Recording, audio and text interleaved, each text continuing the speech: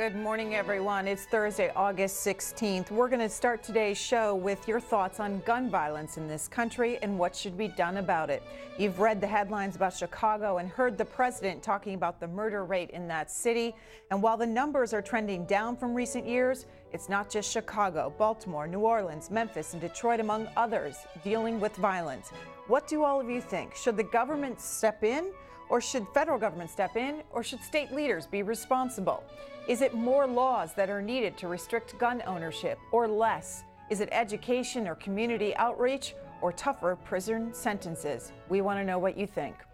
If you live in the urban areas, 202-748-8000. If you have experience with gun violence, 202-748-8001. Those in law enforcement, your line this morning, same area code 8002, and all others dial in at 202-748-8003. Join us on Twitter at C-SPAN-WJ or Facebook.com/C-SPAN. Let's take a look at some of the recent headlines and statistics that are out there. This is USA Today with the headline, Unsolved Murder Rate. Unsolved murder. Chicago and other big cities struggle. Murder rate a national disaster, some are saying. Take a look at the trend, though. This is on National Review's website. Murders in the 10 biggest U.S. cities in the first half of each year. You can see in 2012 where there was a spike, and again in 2016, 2017, it has fallen so far in 2018. If you look at the map of the United States, you can see where there is the most gun violence across the country. The bigger circles, the redder areas, is where there is the majority of the gun violence. And here from USA Today, 5 major cities with the most murders in 2017, Chicago, Baltimore, Philadelphia, New York, and Los Angeles. That in the USA Today. And then Bernie Kerik writes, Trump must intervene to stop Chicago violence, specifically with that city. The former New York City Police Commissioner, Bernard Kerik, on Tuesday slammed Chicago Mayor Rahm Emanuel for the soaring gun violence in the city, including 11 deaths and 70 others wounded over the weekend, and called for intervention by the Trump administration. Here's the mayor of Chicago on recent gun violence. There are too many guns on the street, too many people with criminal records on the street, and there is a shortage of values about what is right, what is wrong, what is acceptable, what is condoned, and what is condemned. And we as a city, in every corner, have an accountability and a responsibility. If you know who did this, be a neighbor. Speak up. Neighbors come together. The city will be with you shoulder to shoulder. But this is not about alone how many police, where were they. The superintendent will take accountability for that. This is not about how many summer jobs, investments. We will do that, and we have more to do, much more to do. But there's something more at stake.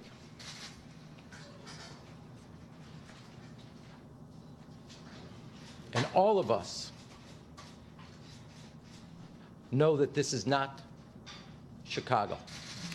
Rahm Emanuel, the mayor of Chicago, they're calling on the community to help solve the gun violence in that city. We're asking all of you this morning and spending today's Washington Journal talking about gun violence across the country. And what are your thoughts on it? We have guests coming up here on the Washington Journal who are involved in this, and they'll be taking your questions and your comments on it as well. But first, your take and your solutions. Let's go to Robert, who's in Washington, New Jersey. Robert, good morning to you. What do you think? Yes, thank you. First of all, Rahm Emanuel, this man should never have been elected. He was not qualified, and he certainly isn't going to do anything about the crime. If you take New York and parts of New Jersey, years ago you couldn't even go there, especially New York City, until they had the guts to elect Rudy Giuliani and people like that just enforced the laws, arrested the criminals, and cleaned the place up. You can walk there. You can ride the subway. You can go there. Until they take action, they won't. They just look the other way because they don't want to offend. They want to be politically correct. You have to do what's right. You know, families that are raised properly and these children that are being taught they go in a direction where they do not harm or hurt others. When they don't have a family life, when they're not being taught right and wrong, when they don't learn about that line of right and wrong, they just go chaotic. I've seen it personally. I've seen the turnaround. You can walk in New York City, you can feel safe because of things that were done. The guns are there, but they're only used by people who are just lost. And Robert, so is it the responsibility of communities, of state government, of federal government to intervene early to make sure that children are getting an education, that there's community people to turn to? Do you agree with that? Yes, of course, obviously, but the police and the courts have to enforce. They have to intervene when they see children that are not being supervised at home, not going to any kind of spiritual enlightenment or anything, and they're lost and they're very violent. They have to be dealt with. Like I said, if Ron Emanuel would bring somebody in like Giuliani and just pinpoint, do what he did. What happened in other parts of the country where you couldn't walk the streets at night, it was dangerous? What did they do to turn things around? It can be done, but a person like Ron Emanuel, he was never qualified to be a mayor. He only had the connections to all these political people. He's not going to do anything. He doesn't want to offend. He wants to get the votes. All right, heard those points. Let me hear from Rob, who's in New York, Dutchess County. Hi, Rob, your turn. Good morning. Thank you for C-SPAN.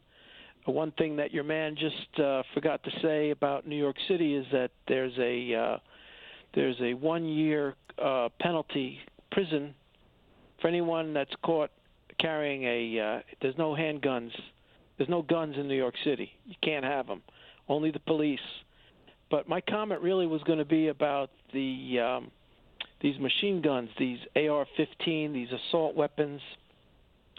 You know, until we can have a common sense plan to, and I'm not against the Second Amendment, but I'm against these AR-15 type assault weapons.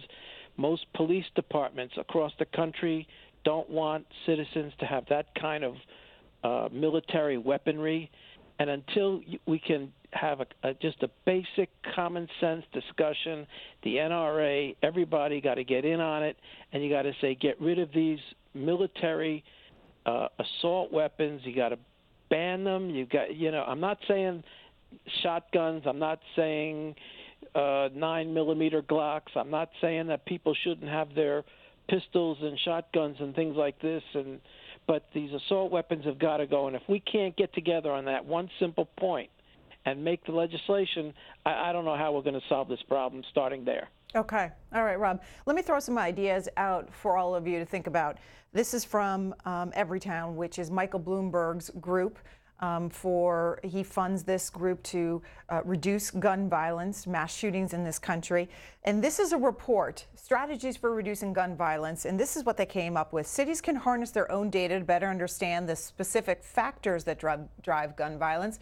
From Milwaukee, Wisconsin, where public health and criminal justice officials review every homicide and shooting in the city, to Chicago, where an analysis of crime gun trace data exposed all the sources of the city's underground gun market. Data can help policymakers address gun crime. Cities can reduce the supply of illegal guns by cutting off the sources of their local underground markets. In Lafayette Parish in Louisiana, after public safety officials recognized that criminals in the area were stealing guns stored in cars, they initiated a public education campaign to promote responsible gun storage.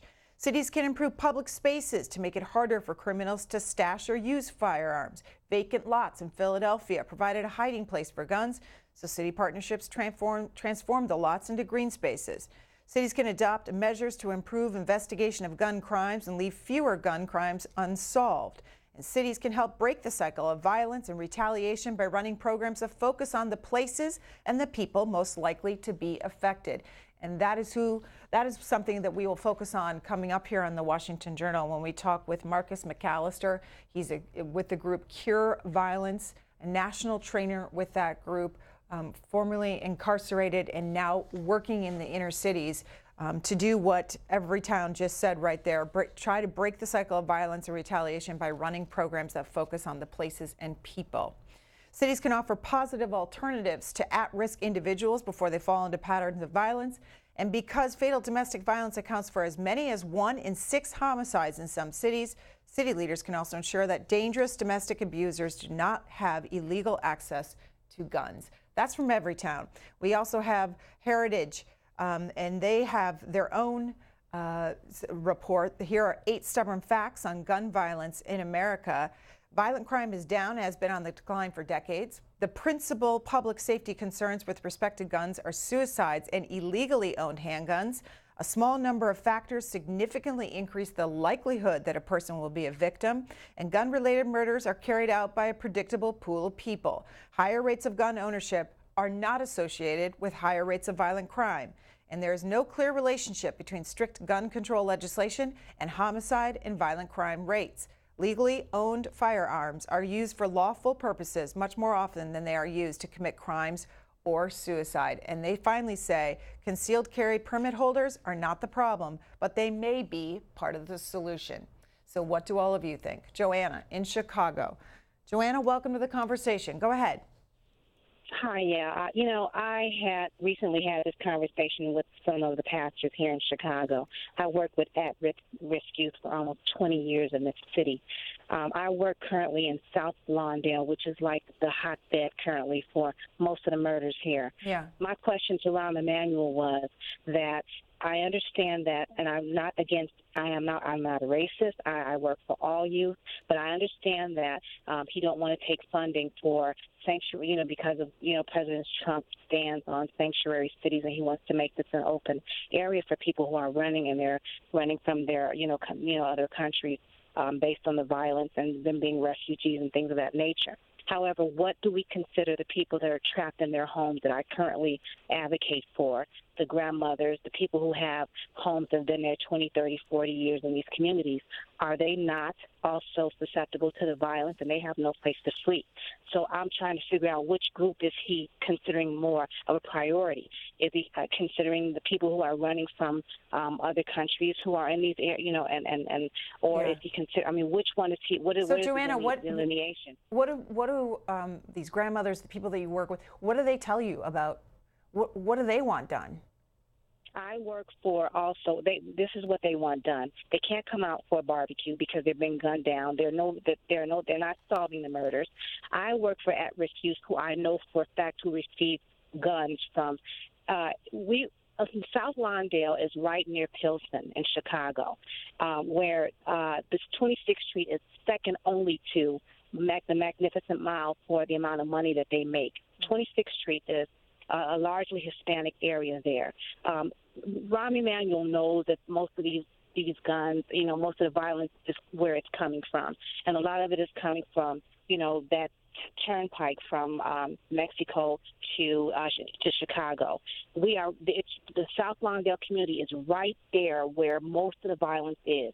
Most of the violence happens in the South Lawndale community. In the North Lawndale community. Yeah. South Lawndale is right next to Pilsen, which is next to 26th Street, which is ironic because that community has flourished, and whereas the North Lawndale community has been devastated. It looks like Beirut. There's something wrong, and Rahm Emanuel knows what's going on. The community knows, but they don't have any trust in him because he won't tackle what's going on as far as that divide. And they know where most of the guns are. So what specifically has to be done? What needs to be tackled? He basically, the gang violence, the Latin Kings, the trust is that right now we have, and this is, I'm not a racist, but there is a disparity between the Hispanic community and the black community, and that makes the South and North Lawndale, that makes up those communities. Most of South Lawndale is Hispanic. North Lawndale is African American. Most of South Lawndale is on line with Pilsen. Most of these people have direct connections. This is what the community believes. I'm not going to sugarcoat it. The community believes that there is a preference with the Hispanic community with regards to the flourishing. They think that that he is basically in the pocket of the Hispanic community, which is connected. I'm not saying, I hate to say that, to a large, to the cartel. This is what they believe. Okay, so when you say this is what they believe, what community are you talking about? I'm talking about the South Lawndale community. So African American community, is that what you're saying? The African American, yeah, they want to know why those communities are underserved, they're not funded, whereas 26th Street, which is largely Hispanic, right next to Pilsen, has flourished and is second only to the Magnificent Mile as far as the revenue that they take in. There is a thing called the Hispanic Employment Plan. These different organizations have flourished. The organizations in the black community have not, and they have been devastated over the past 20 years with regards to drug and the flow. You know, it's on the news today about the direct connection between the cartel and the different. I'm just being honest with you. This is what they believe. They're not idiots. They see it. It's right before your eyes. So they don't have any trust in Rahm Emanuel because he refuses to tackle the real issue here. And I understand, like I said, it's not that I respect my president. Although hey, I don't support him, but he is the president, and he wants funding here to help these communities. But Rahm Emanuel says, he refuses to take funds from President Trump because of the issue with the sanctuary. Okay, so Joanna, let me ask you this final point, and then I'll have to move on. But so, are you saying that? Do you think you and others would like to see the president come into Chicago and take over the situation? Well, we definitely like for him to have we definitely like for him to be included, and not saying and not being him just saying, well, we're not going to deal with President Trump at all because we want to have our country our city to be friendly towards immigrants. I understand that, but there should not be a shutdown because we are also refugees in these communities. These kids are also being gunned down, just like people in Mexico. These kids they can't come outside. There are no murder. I mean, look at the amount of the murder rate. I mean, who is the refugee here, and where can they flee? And who is priority? Neither one of them should be priority. But he has to understand that our lives are just as important as people who come and they're seeking refuge. That's all I'm saying. Okay, Joanna. Teresa in Dandridge, Tennessee. Good morning to you. Good morning. You gave that woman a whole lot of time. I hope I get the same amount. The first thing is to the caller who called in and said it's an AR-15 problem. No, it is not an AR-15 problem. The people of Chicago are being gunned down by illegal handguns, not AR-15s. And to the woman who just spoke that said there is a difference between the Hispanic community and the black community, I agree with her 100%. But not just Rahm Emanuel is showing a difference. The whole Democrat Party is showing a difference. Not one person, not one Democrat leader, not one person running for office came out against the poor people in Chicago that's being slaughtered in the streets. The gun laws of Chicago is what is causing these people to be slaughtered. It's just like where you can't carry on school. Where do they go to kill in the schools? They are not, the good people are not allowed to carry guns, so they are not able to defend themselves. The only people in Chicago who have guns are criminals. And they're following the laws. So Teresa, you're saying what do you know about the gun laws in Chicago? They have the strictest gun laws in the country, where you can't. It's almost impossible to get a gun. I live in Tennessee. Easiest thing in the world for me to go get a gun, protect myself, protect my home, protect my family. Those people, and I feel so sorry for them, have lived under Democratic rule all their lives, where Democrats dictate and say what they can and they cannot do, and they told them they can't protect themselves.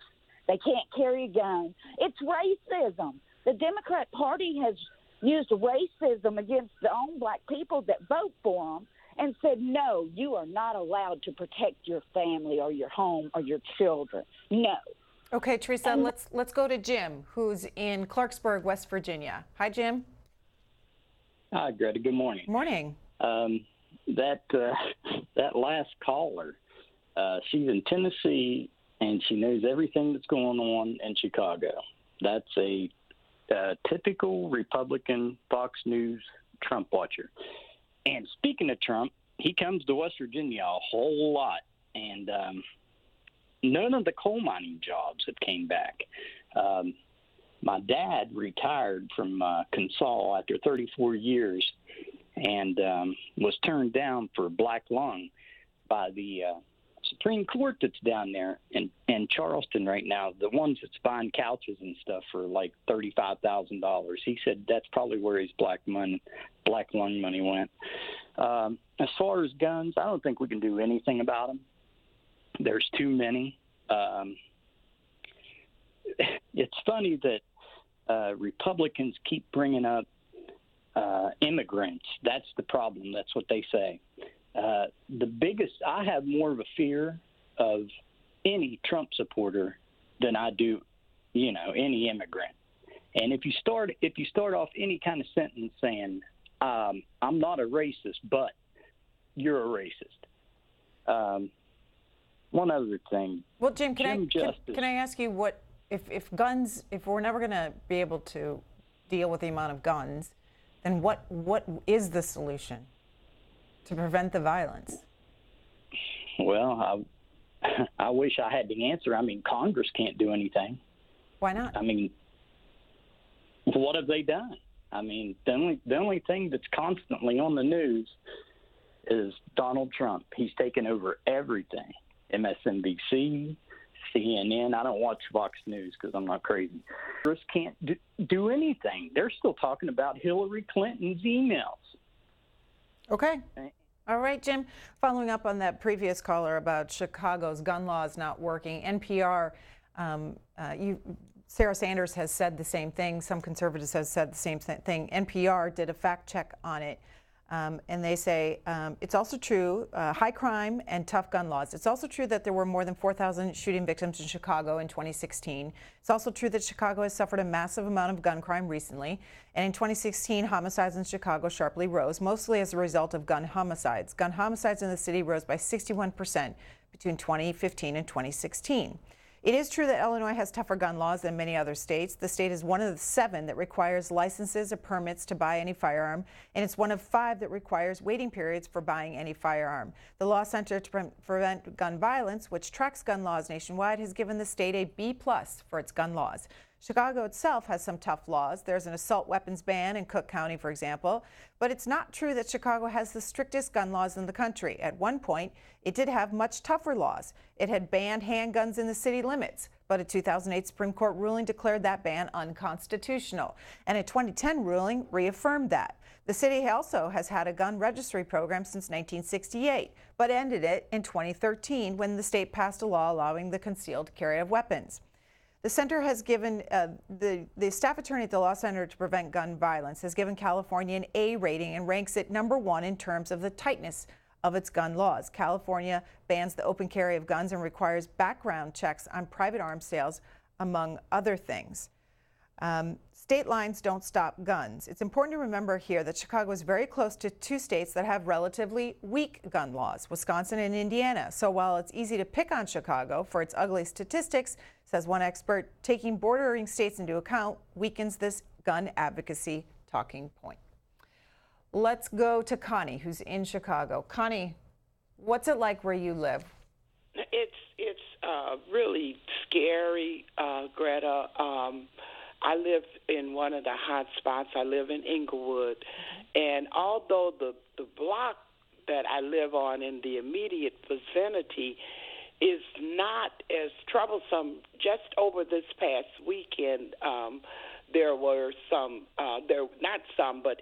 incident which caused me consternation, and my home is relatively safe. I have a moderate amount of safeguards around my home, which includes security and cameras and all like that.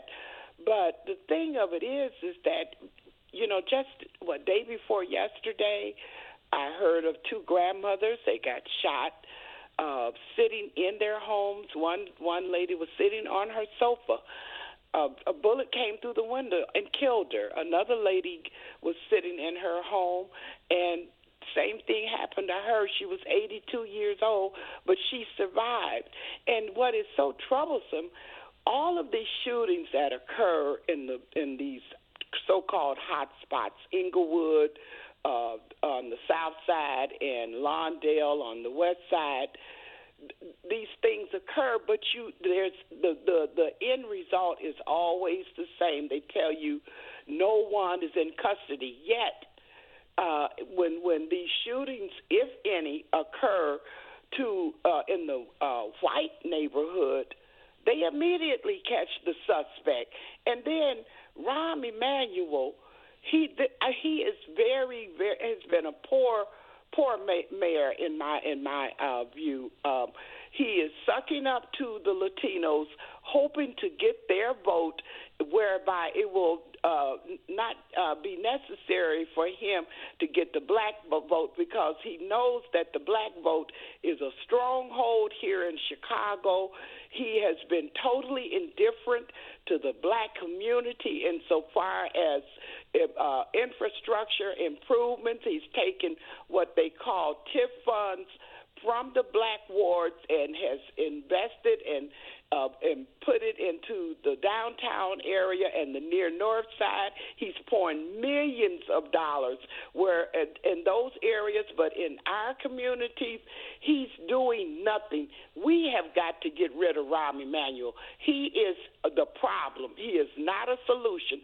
Then he has this police superintendent, Eddie Johnson. He's black, and he's nothing but a lapdog and a lackey for Rahm Emanuel. So we as a community, and I'm speaking of the black community, there's a huge need for us to coalesce to get Rahm Emanuel out of office, because he doesn't care about black people. Well, Connie, so if you do that, if that is the goal, how does that end gun violence? Let me say this to you, Greta. About 3 years ago, they had a G8 summit here. Uh-huh. All right.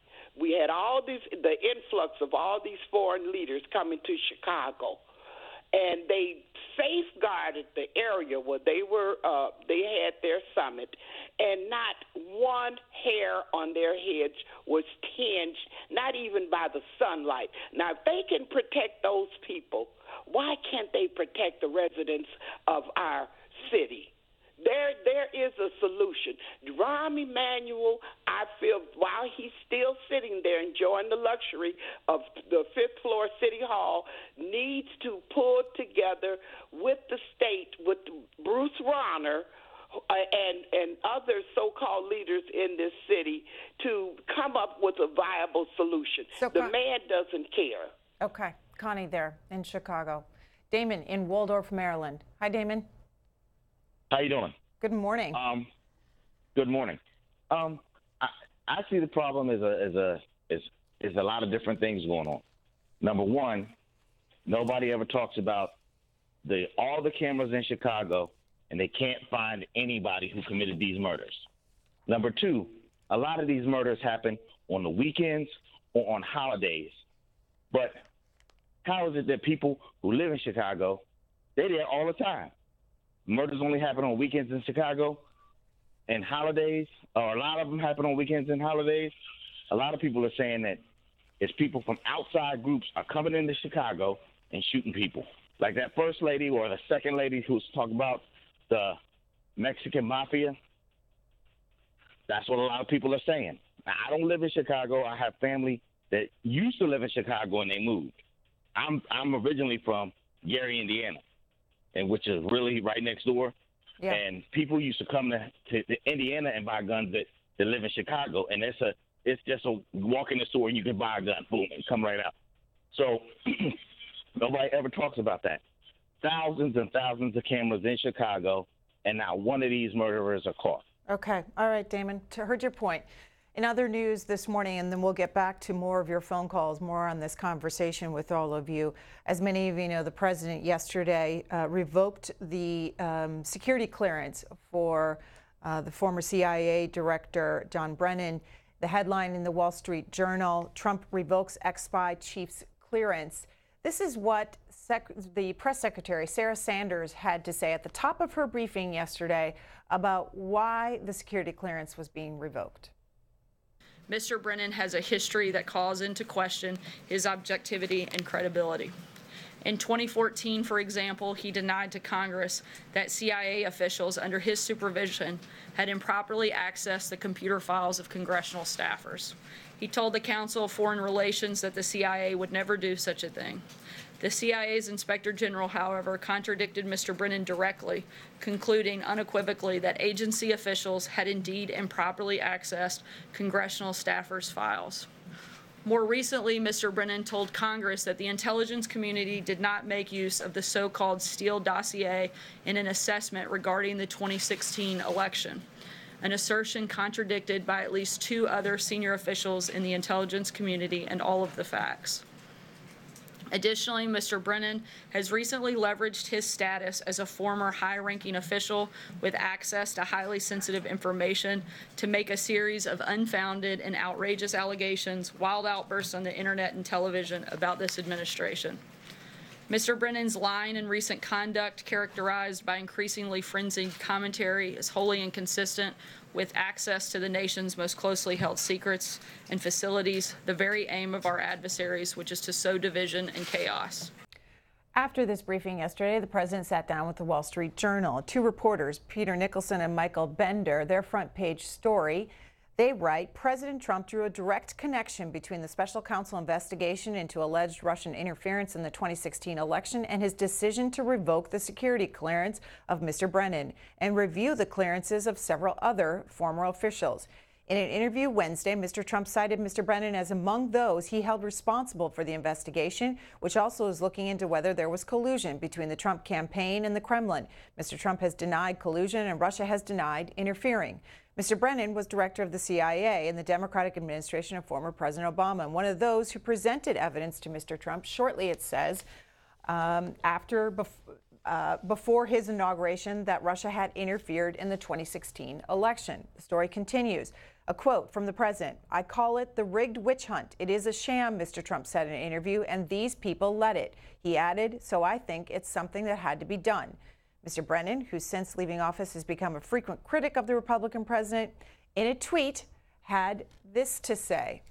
Mr. Brennan tweeting out yesterday, this action is part of a broader effort by Mr. Trump to suppress freedom of speech and punish critics. It should gravely worry all Americans, including intelligence professionals, about the cost of speaking out. My principles are worth far more than clearances. I will not relent. The Wall Street Journal editorial board, they this morning say this about the president's decision. The empty Brennan gesture, we're all for challenging Mr. Brennan's partisan motives and for investigating his behavior in office, promoting the Christopher Steele dossier that passed along uncorroborated smears about Donald Trump and Russia. He's also been a leading critic of the House Intelligence Committee investigation into the events of 2016, perhaps because he doesn't want his own actions exposed to the public scrutiny. But the more effective and politically healthy way to fight back would be for Mr. Trump to declassify all the documents under subpoena from Congress about the 2016 election. This includes information that would let the American people know whether our top law enforcement and intelligence agencies were abusing their power as part of an effort to tip the scales in the presidential contest. Absent the full story that would provide the missing context, the revocation of Mr. Brennan's security clearance looks pretty petty without accomplishing anything useful. So that in the papers this morning on security clearance for John Brennan and others on the president's list. Back to our conversation. Let's hear from Tony, who's in Fort Washington, Maryland. Hi, Tony. Hi, how are you today? Good morning. Good morning. My comment is, if they can stop, easily find the individuals that are selling illegal guns, that would cut down on a great deal of gun violence as far as the assault weapons are concerned. But to say an AR-15 or some assault weapon is the problem is not the problem. It's the person that has the weapon in their hand that just want to do something wrong. You can't blame the gun just like blaming the car for running over people when it's not the car. It's the person behind the wheel that's driving the car. So what do you do about those people, Tony? Well, if you got to shoot somebody, I think you should spend the rest of your life in jail. Okay. Well, Tony, Tom Cotton, this senator from Arkansas this morning writes in today's Washington Journal, reform the prisons without going soft on crime. The House earlier this year passed a bill to improve conditions in federal prisons and encourage prisoners to participate in rehabilitation programs. These are worthy goals. Once a criminal has paid his debt to society, everyone should hope he gets back on his feet and becomes a productive, law-abiding citizen. He goes on to write, though, that the U.S. faces a drug epidemic today, exactly the wrong time to go soft on crime. According to the National Institute on Drug Abuse, in 2017, more than 72,000 Americans died of drug overdoses, a 37% increase from 2015. Violent crime has declined since the 1980s because mandatory minimums adopted then locked up violent criminals. But in 2015-2016, the most recent years for which full data are available, violent crime increased at its fastest rate in a quarter century. Through preliminary data suggests it might have leveled off in 2017. Congress and the U.S. Sentencing Commission cut prison terms for drug traffickers, gang members, and other violent felons in recent years, putting more criminals on the streets. The average federal prison sentence for drug traffickers declined 19% between 2009 and 2016. As a result, the federal inmate population has declined 16% since 2013 and now sits at the lowest level since 2004. He writes, proposals to give judges more discretion and cut mandatory minimums endangers public safety. Do you all agree or disagree? Let's go to Eddie in Los Angeles. Eddie, good morning to you. What's been your experience? Eddie, good morning. Oh, let me push that one more time. Eddie in Los Angeles, what's been your experience? I had a brother that was shot and killed, but I think we're looking at the wrong things. I think we're looking at the symptoms and not the problems. As you was reading those cities when you first started the program, I noticed that most of those cities ended up having or had a black chapter of the Black Panthers at one time, where there was unity. So I think it's more of a morale and more of education and a despair problem. And we don't have anybody to speaking up for our communities anymore. The same thing that we're accepting illegals for, he's telling me it's in each one of these cities. Where do we go? Our leaders are so busy dealing with illegals and giving reparations to some people that doesn't even have a need, that they just totally took advantage of their citizenry. We, as a people, need to find out what it is we need and quit depending on these same people that put despair in our communities. None of the black people I know went to Mexico and bought a bunch of cocaine and dropped it on our communities. Okay? And it's funny because this is how they finance their different projects for the illegals. First it was the savings and loan. Then it became the predatory loans. But we need to stop putting in the Maxine Waters, the different Basses, the Pelosi's, the Feinsteins. Our community has been the same since they've been there. Only thing difference is now we have to learn Spanish. So I think it's the despair of what they did. When they committed the war on drugs, they dropped the drugs in our community and took despair and called us criminals. Now they call drug addicts that drives all of them down to 95. You know what I mean? They're in need. They have a sickness. They built jails for us, but now they want to build facilities for rehabilitation. So it's the despair. I think it goes a lot deeper than just guns. Eddie, who would you like to see? Is there a well-known name of someone or several people to represent you? I called you once. I don't mean to cut you off, but I called you once before, and we was talking about those Confederate statues. And I said, well, those are not the statues that bother me. It's the statues that we don't see. It's the ones in our policy. You know what I mean? You elect me, and I'll help every illegal come over here and undercut you. Look, America hasn't paid their bill to the Native Americans and the Black Americans. Their education is the poorest you could ever ask for. Our communities, if you come in here, our schools are the same ones that I went to, but not the illegals. They're brand new. How do you know that, Eddie? How do you know that? How do you know that? Because we have programs here. I go to my community. You understand what I'm saying? It's not a hidden fact.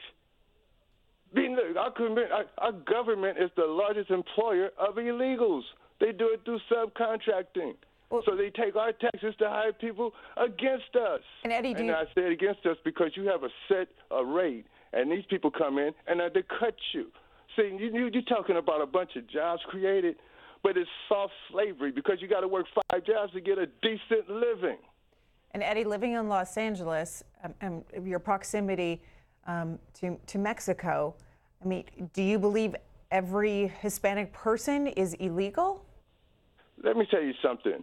I live in Mexico. This is not Los Angeles.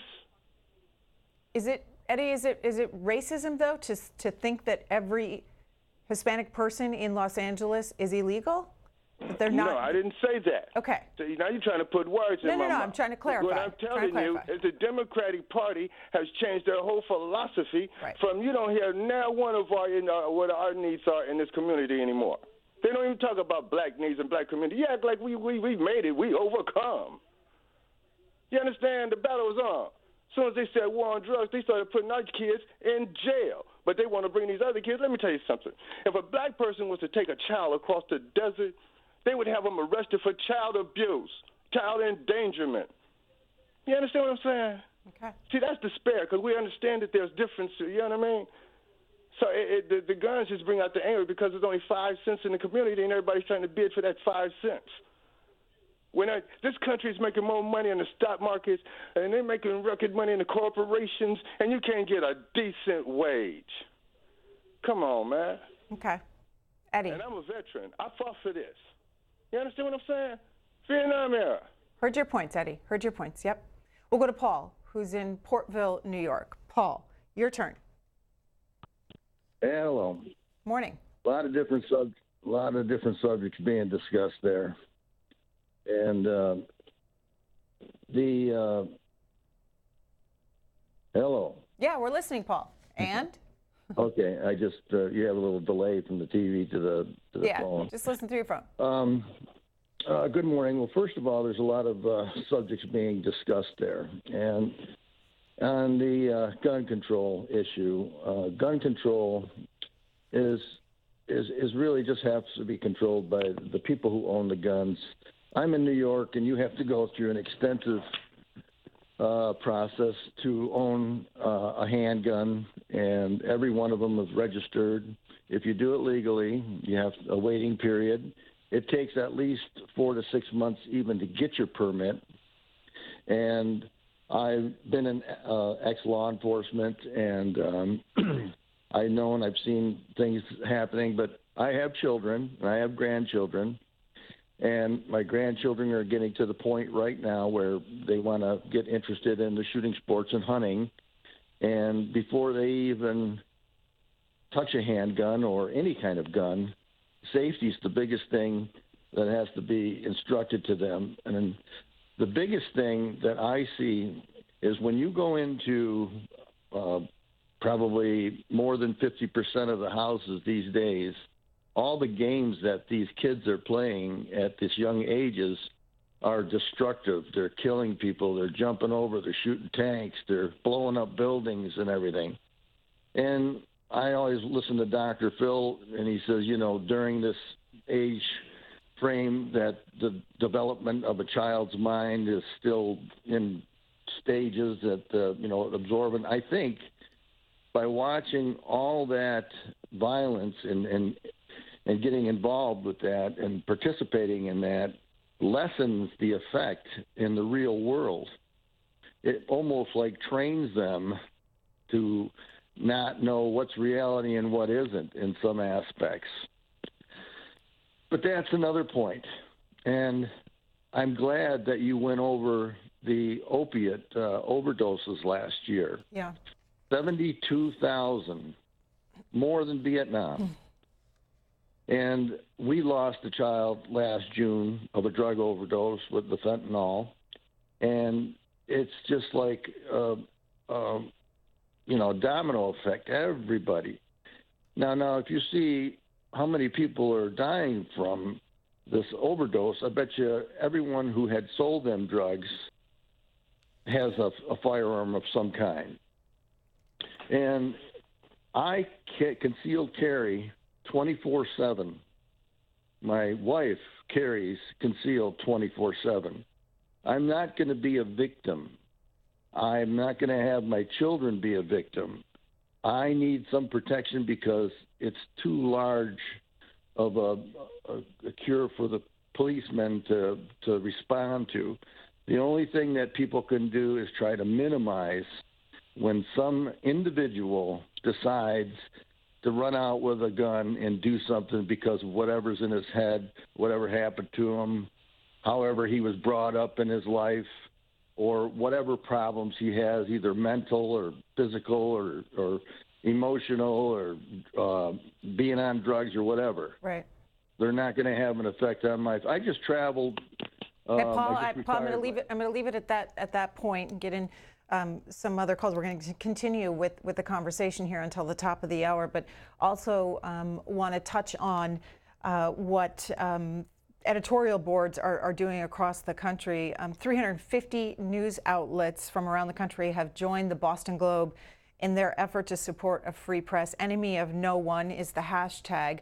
Editorials being written across the country in your local newspaper supporting the free press. The opinion pages of the New York Times, is a full page about how the free press needs you, and it includes quotes from local papers around the country. And they write, answering a call last week from the Boston Globe, the Times is joining hundreds of newspapers from large metro area dailies to small local weeklies to remind readers of the value of America's free press. These editorials, some of which we've excerpted, together affirm a fundamental American institution. And if you haven't already, subscribe to your local papers. Praise them when you think they've done a good job and criticize them when you think they could do better. We're all in this together, is what the New York Times writes. The San Francisco Chronicle is not joining the call from the Boston Globe. And they write this: it's not that we take issue with the argument that Trump's assault on the truth generally and his efforts to diminish the free press specifically pose a threat to American democracy. They say, I wholeheartedly agree with the Globe's deputy editorial page editor that such unprecedented attacks on press freedom by the President of the United States are alarming. And they go on to write, here's our board's thinking. One of our most essential values is independence. The Globe's argument is that having a united front on the issue with voices from Boise to Boston taking a stand for the First Amendment, each in a newspaper's own words, makes a powerful statement. However, I would counter that answering a call to join the crowd, no matter how worthy the cause, is not the same as an institution deciding on its own to raise a matter.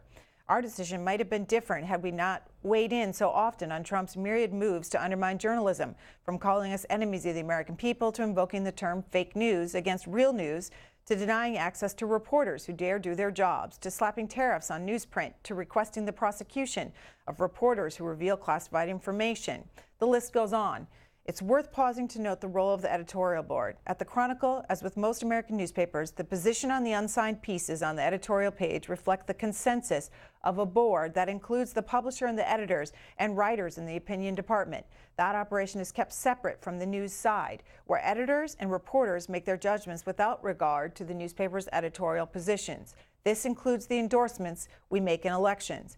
I am well aware that the separation of church and state, as we call it, is well understood and enforced within the building, but is not universally known or accepted by Americans, especially on the far left and right, who might be skeptical of mainstream media. This brings me to my other concern of the Globe-led campaign. It plays into Trump's narrative that the media are aligned against him.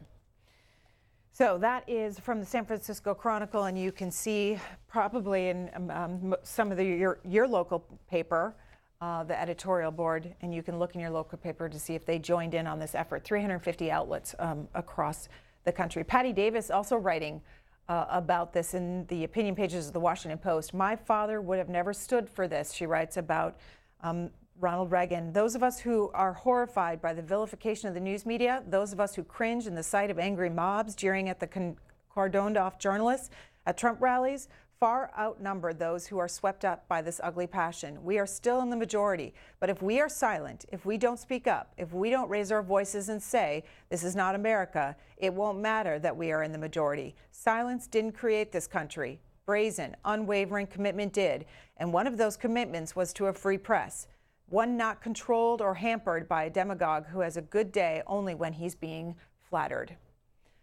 Let's go back to our conversation. We've got about 10 minutes left here, although we will continue throughout the Washington Journal focusing on gun violence in U.S. cities. And coming up here at the top of the hour, we're going to hear from firsthand experience of living in Chicago and trying to find solutions in that city. We're going to be talking with Marcus McAllister with Cure Violence.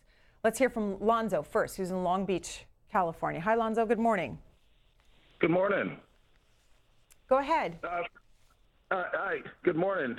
First off, I'd like to kudos to the guy that called from California earlier, a couple of callers back, and also, thank you for your service, sir. And patriots that called earlier from Illinois, the females that actually, the ladies that actually live there, live in the area. See, they're giving you facts, and like most Democrats, the first thing your response is, are you racist? Because the guy is telling you all the drugs are coming from Mexico. You know, all the cities that we're talking about today are sanctuary cities. Okay, the Democratic operatives have simply undermined the black community over the past 30 years, and have traded that for the lawlessness for votes. And until we as a community break with that totally, and it starts, local, city councils, school boards. I mean, like I said, school systems are ridiculous out here. At one time, California had the greatest public schools in the country, probably the world. Okay, I've traveled a bit, but the Democratic,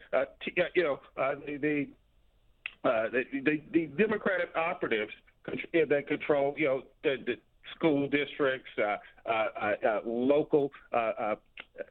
It's a sham, and it's a disgrace. People are onto it. Okay. Now, the next step has to be strategic.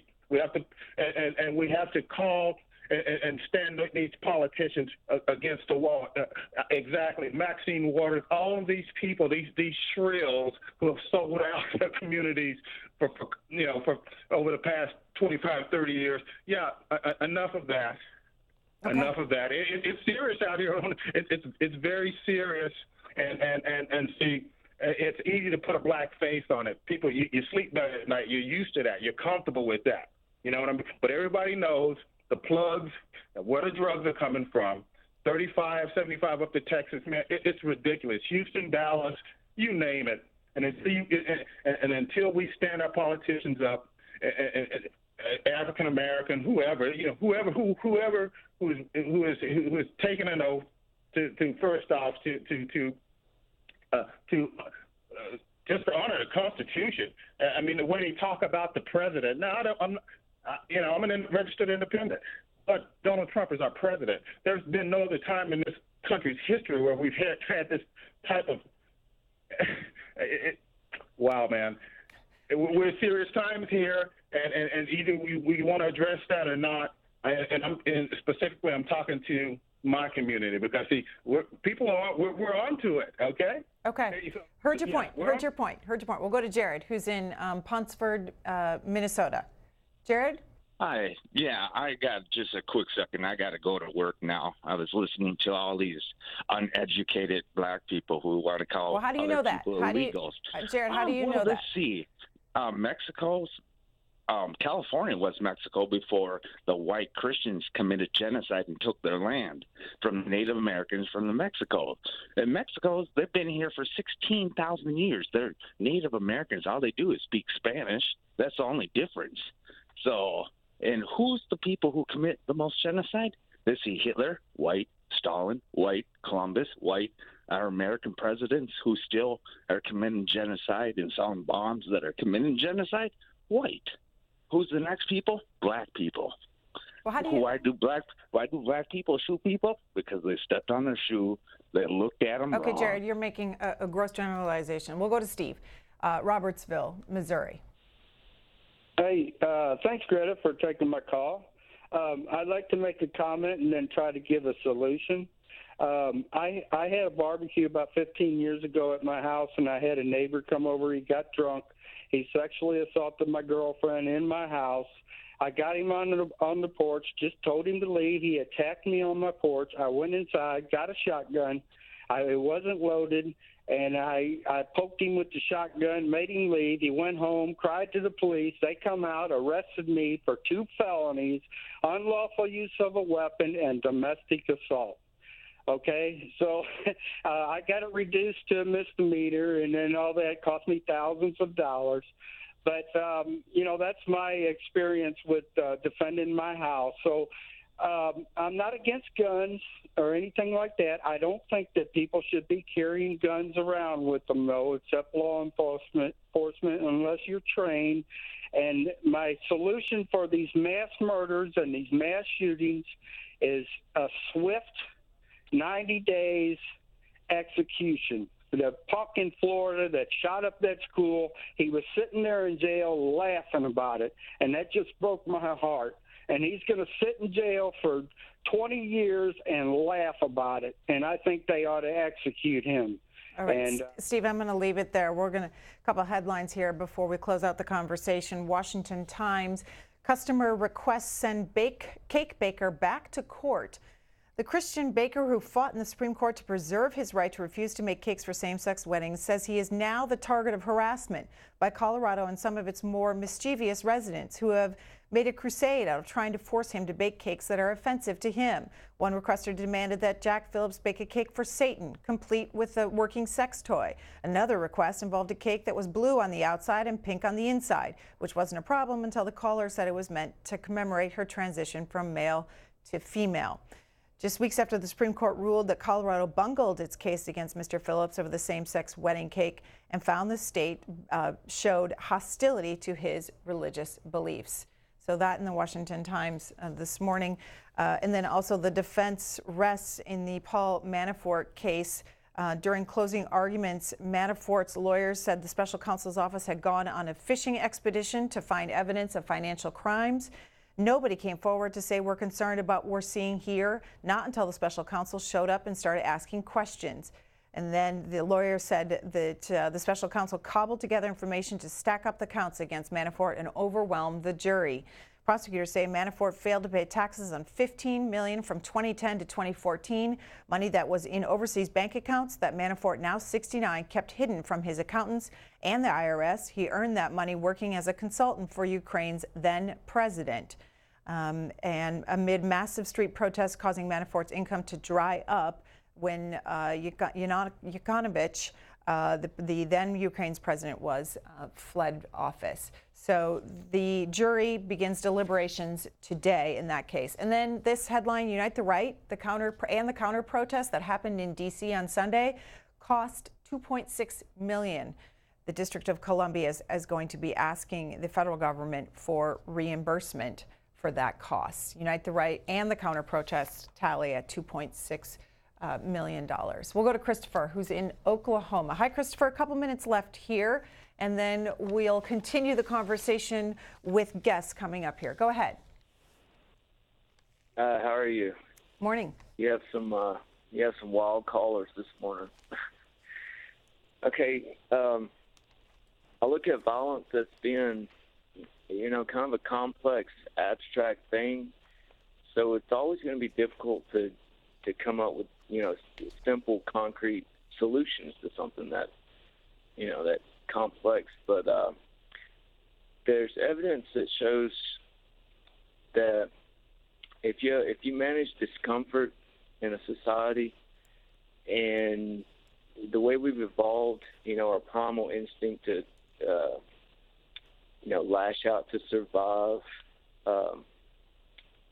anger even being used as a survival thing. An example, like I've been listening to your callers, they sound agitated, distraught, like everything is so urgent. And if we had more people, who are conditioned to keep a cool head, if they had, training, if we had the ability to go into the the inner cities, these places where they're having all the gang violence, and educate and get the body training and some of this evidence that shows that this is effective, even like mindfulness. You know, there's books, there's journal articles. The Team USA, the Olympics, they actually use this in all the training of you know, the Olympic members to keep a cool head. And you know, it's just there's not. I don't know how to reach all those people and do that, but you know, it's just a complex thing. Okay, Christopher. We'll leave it at that, and we're going to take a short break. When we come back, though, continue our look at gun violence in cities. And joining us will be Marcus McAllister with the group Cure Violence and its goal of reducing inner city violence. And then later, we'll get the different perspective on the subject from Manhattan Institute's Rafael Mangual, and we'll talk to him after that. We'll be right back. Washington Journal continues. Marcus McAllister is at our table this morning, National Community Coordinator for Cure Violence. Mr. McAllister, what is this group? Well, Cure Violence is a violence prevention organization that operates throughout the country, throughout the United States. We look at violence from a health perspective. Our founder is a doctor by the name of Dr. Gary Sluckin. And so the way we look at violence is through a health lens. We treat it using disease control methods from an epidemiologist standpoint. And what does that mean then? What do you do? Well, so in a nutshell, the model's based off of we interrupt the transmission of violence. We try to interrupt and then we try to change the behaviors associated with that particular spread of that epidemic, and then we change group and community norms. That also plays a part in violence spreading, because one of the #1 predictors of violence is a previous violence event. And so we've been taught and trained by Dr. Sluckin about this phenomenon, about how violence is very similar to any other epidemic, whether it be cholera, AIDS epidemic, and you can see the clustering. It has epidemic waves. It's very similar, and the transmission is just as easy as if I was to cough in here today, and if you were to cough on somebody, and then you cough on somebody, and that spreads. And it's the same way with violence, how as individuals are exposed to it, they're more likely to be violent. How do you track when this disease has popped up, and then how do you interrupt it? So one of the main, we track it. We use a lot of data. I mean, when we work in various cities throughout the country, even when I'm here in D.C. today, we get the data based on those particular communities. And one of the ways that we interrupt it is that we hire what we call credible messengers. And what I mean by credible messengers, these are individuals that are from that particular community themselves, and even themselves, they might have been violent in their past. They might have been real associated with street life or whatever the nature may be, because they have what we call the credibility to intervene and stop and quell different situations that could lead to a violent event. So what are they saying?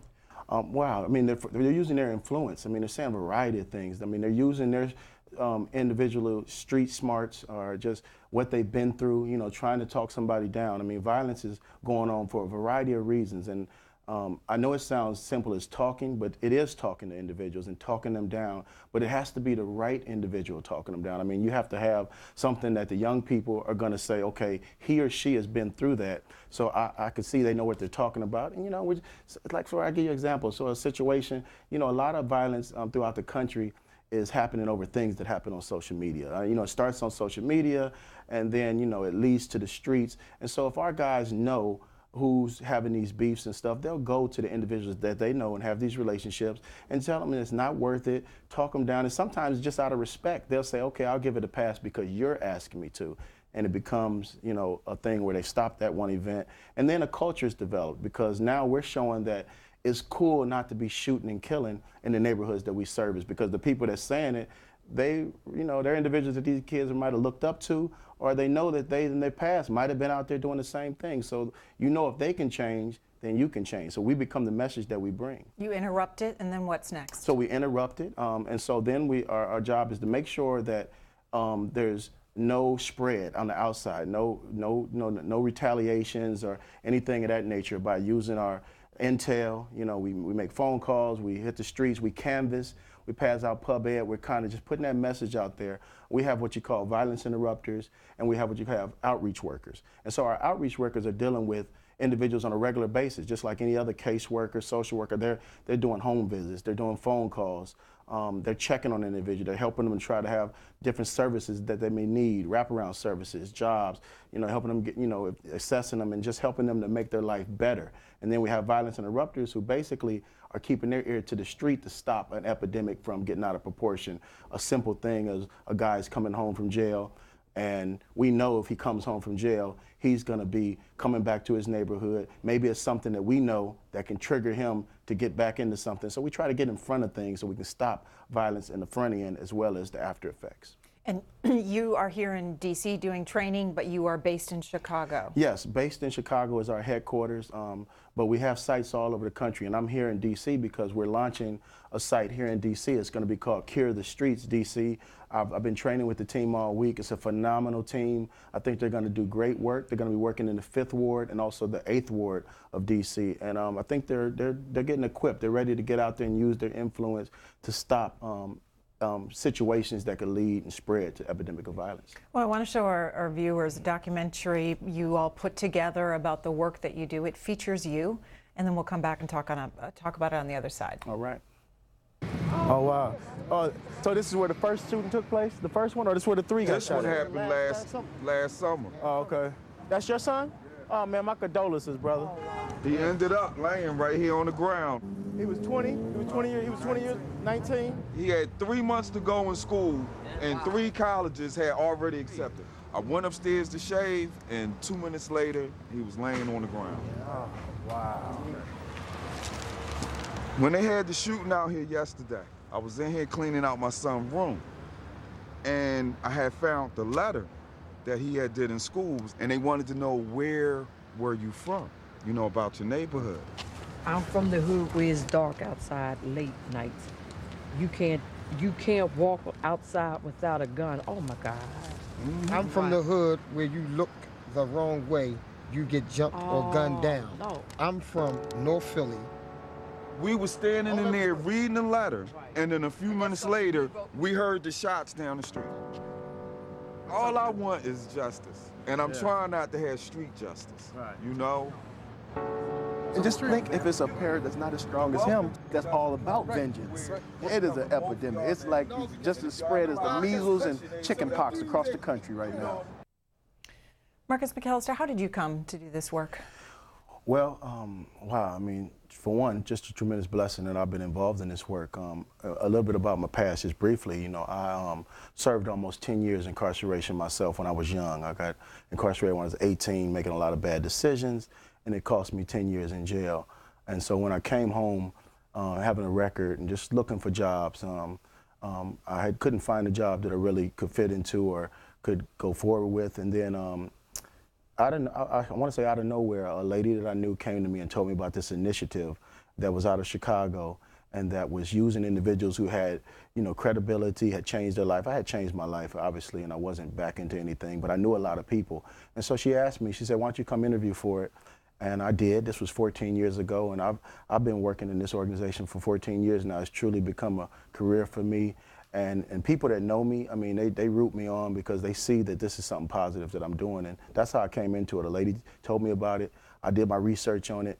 You know, my first instinct was like, hey, this isn't the neighborhood watch, is it? They said, no, it's not quite like that. It's about stopping violence. You're not out here, you know, policing any community or anything. You're about stopping violence, using your influence, and using your skills to do that. And they trained me, never not knowing that I would become a trainer one day and helping set up sites throughout the world, actually. I worked all over. Well, I want to invite our viewers to call in with their questions and comments for you about the work that you're doing. Here are the lines. 202-748-8000 is for urban residents. If you live in Chicago, line for you this morning, 202-748-8001, and all others, 202-748-8002. So, Marcus McAllister, what is happening in Chicago? Because our viewers and across the country, people are seeing the headlines about the violence there. Well, yes, and you know, it's something that we've dealt with for some time in Chicago. But I will say this, is that one of the things that the headlines do not talk about And obviously, they don't have, sometimes they're not going to break down. The areas where we've had sites in Chicago, we don't have sites all over Chicago. We were only operating in like 25%, maybe even less now because of budget restraints and cuts in the budget. But we're only in 25% or less of the areas. But the areas where we work at, where we have boots on the ground, as I call it, violence is not up and high. But when you look at the overall picture, yes, the news and the people see on the news, and it's like Chicago has its problems. But we're doing well in the areas where our programs are at, where they're funded, and where we have what I call credible messengers working those particular streets in Chicago. So what are your numbers then? How do you measure success? Well, I mean, we definitely measure success by shootings and killings going down in the areas where we serve. We have what you call a target area. So we don't service the whole area. We might service a certain part of Inglewood or a certain part of Auburn Gresham or parts of the west side of Chicago, et cetera. And we measure success by shootings and killings going down. And then we've had evaluations done. Throughout the years, we've had numerous independent evaluations, which we allow somebody else to measure our success. Because, you don't want to, I can say we're successful all day long, but we've had evaluations from some of the top universities in this country have evaluated our work and have said it's worked. I mean, we're the #1 violence prevention organization in the world, according to the Global Advisor, NGO Advisor. How do you get money to pay for what you're doing? It varies. I mean, in Chicago, we have funding that comes through the state when it's released and when we're able to be in the budget. In various cities here in D.C., the Attorney General is playing a tremendous role in the program even being here. New York City, we have quite a few sites in New York City that are funded by the city council, the state. So a lot of government agencies are funding this work. And some cities have had some private funding, philanthropic funding and whatnot, but it varies throughout the countries and cities that we work in. We'll go to our first phone call. Comes from Clement in Detroit. You're on the air. Yeah. Yes. Look, we're discussing psychological problems that people have. Maslow come out with his hierarchy of needs, and these 7 needs is what needs to be addressed. But we don't want to address these needs in school. I mean, you just can't walk out onto the streets and sit up here and tell people we need to change our behaviors and all these other things. These people are already suffering from a development, from conditioning from their early childhood, from 5 years old. Discrimination and prejudice starts at 5 years of age. Now, if we don't interdict anywhere in those ages, I mean, it's a waste of time trying to talk to a teenager that's already developed himself into a violent state of mind. We develop this what I call me, myself, and I syndrome. Well, we don't consider anybody else but ourselves, and the only needs that we think about is the needs that we have. These needs have to be changed. I will end this with this. In 1946, President Truman signed into act a Mental Health Act. This act was signed into law for all the veterans that was coming back from the war because of post-traumatic stress and all the other problems that they have. Well, we have the same thing today from over the years of our living, even from our political system, how they impact us, how they sit up here and really never do anything but promise that we are going to do something. Okay, Clement. Mr. McAllister. Well, I mean, I listened to the gentleman, and I would say I respectfully disagree with a few points that he made. I mean, we understand that things start early, and the youth and the younger kids, you have to deal with them. We're not saying you don't, but we're saying that that there's plenty of organizations that don't mind trying to mess with the youth, but no one's dealing with the individuals, like he said, that, if I can use the terms, that are already infected. And I disagree that it's a waste of time. And I mean, I've seen it. I'm not just speaking on something that I heard or haven't seen done. I've seen it all over the country. I've been in neighborhoods, in project areas, and some of the roughest parts of this country, and I've seen individuals change. If you even look at some of our staff, they've changed. So we know that it's not just talking. I'm saying that's a big part of it. Obviously, we help them through all these things. They need services. They need to, some of them want to get back in school. Some want opportunities. But when they see that someone like myself or some of the other violence interrupted outreach workers have changed themselves and they have this particular credibility, they're able to do it. I mean, we know that we can change these behaviors because we do it every day, all the time. We do it. It's not something that I'm saying that we think this can work. It's been working over the last 14 years. Let's hear from Terry, who's in Chicago. Terry, you're next. Good morning, C-SPAN. Morning. I am so thrilled to be here. I'm a long-time listener and first-time caller.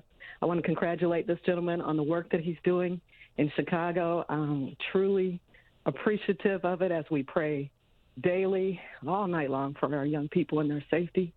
Coming from solidly middle-class African-American neighborhoods on the South Side, it's been easy to scapegoat this uptick in violence, particularly in our neighborhoods, as connected to the destruction of public housing. And I'm wondering if you have any thoughts on that. Destruction of public housing? Yeah, I mean, I think like the sister's saying, you know, this displacement, I think it plays a role because, you know, you're bombarding and putting people in different areas. You're setting the tone for like the survival of the fittest and how you're going to make it. It's the same thing with like even a lot of the schools being shut down. I don't think sometimes when people are doing these things that they're taking into account the after effects and what the residents or even the kids that are forced to go to different schools when they tear down certain things or take people and displace them in other areas. So I think it plays a factor in the violence and whatnot. Jean is in District Heights, Maryland. Hi, Jean. Hi, I'm calling because I think the NRA is using the guns as an excuse, the owner of guns as an excuse, and the background checks.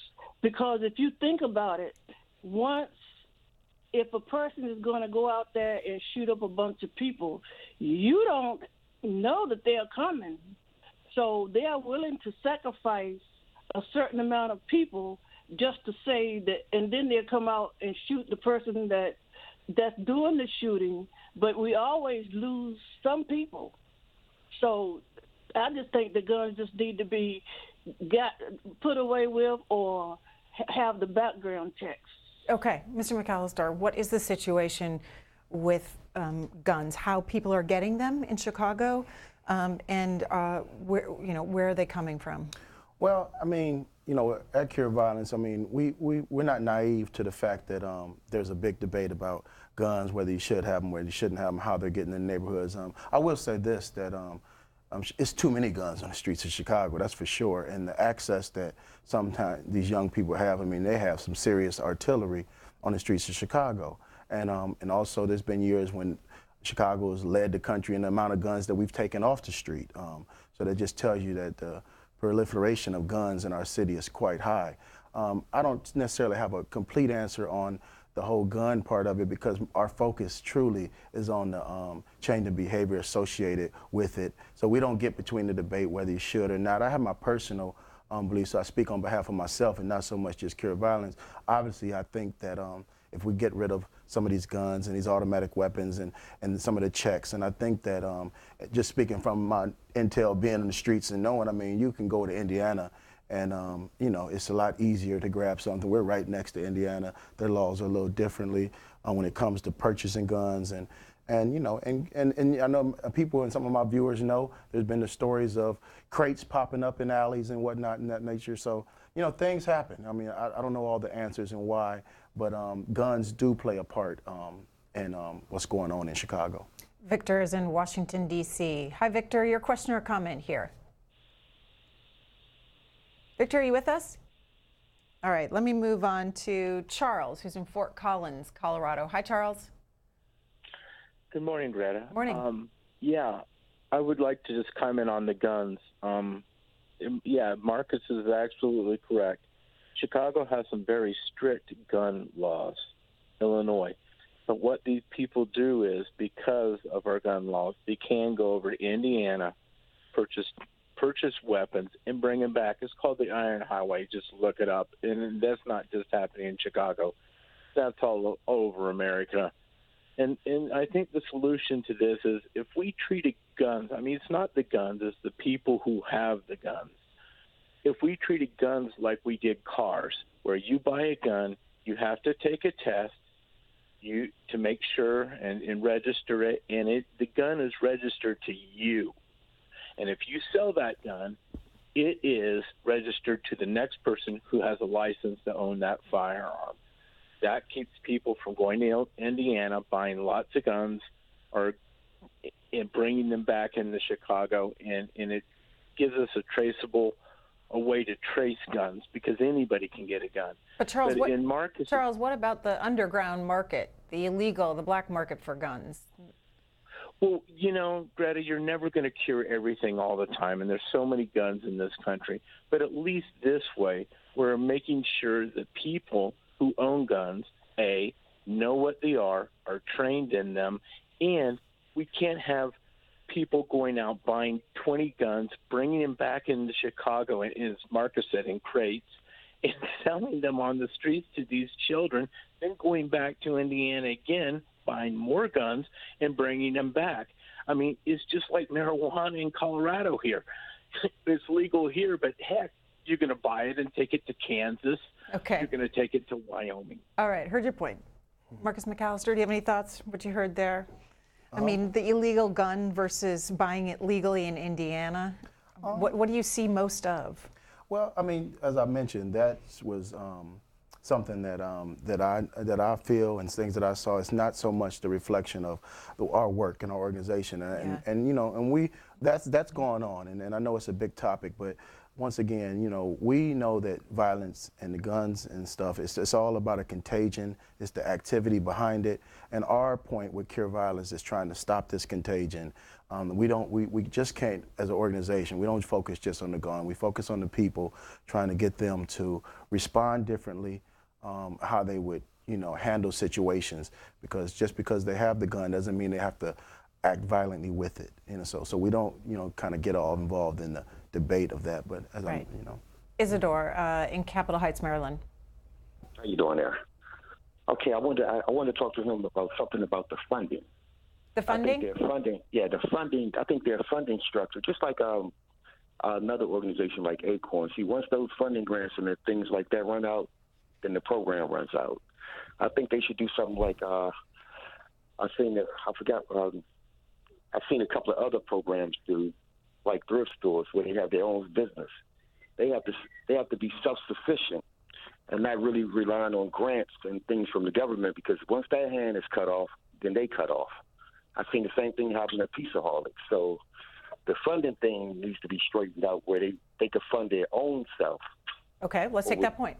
Oh man, I mean I agree 100%. I mean and I'm a real believer in what the gentleman was saying, is that we rely a lot on government funding, state funding, and like you said, sometimes this funding runs out and it cripples our organizations throughout the country, and then they have to fight to get the funding again. And so I do think that these cities and the organizations that are doing Cure Violence, they have to think out the box and figure out ways to have sustainability to stay funded and to be able to keep themselves afloat. So I think he's correct that we have to find better ways to do that. And unless the government wants to give us a nice substantial amount, I mean, we would easily take a big chunk so we can make sure cities are funded for the next 10 and 15 years. I mean, they have the money's there. They just have to believe that this approach is an approach that works. I mean, you got to look at it. Police departments have, billion-dollar budgets, multi-million-dollar budget. The fire department, violence is the only epidemic that is not being handled by the health sector. We're a part of that health sector. We're looking at it from a health lens. So if we're going to get some funding, then give us a big chunk.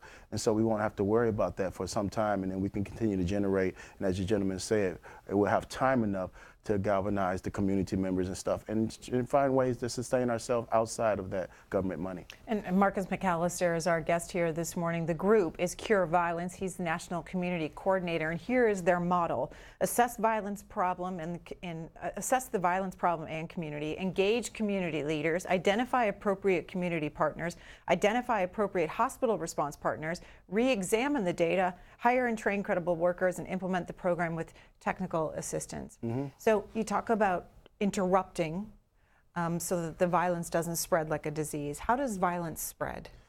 Man, it spreads from one person to the next. As easily as I'm here with you right now, and me and you, we have an argument, I go back to my neighborhood and I talk about how me and Greta got into it, and then people that don't even know you, when they see you, now I've infected them. It's very easy for a person to infect their friends on somebody they don't know. You left the store, you talk about the situation, so it's spread from one person to the next.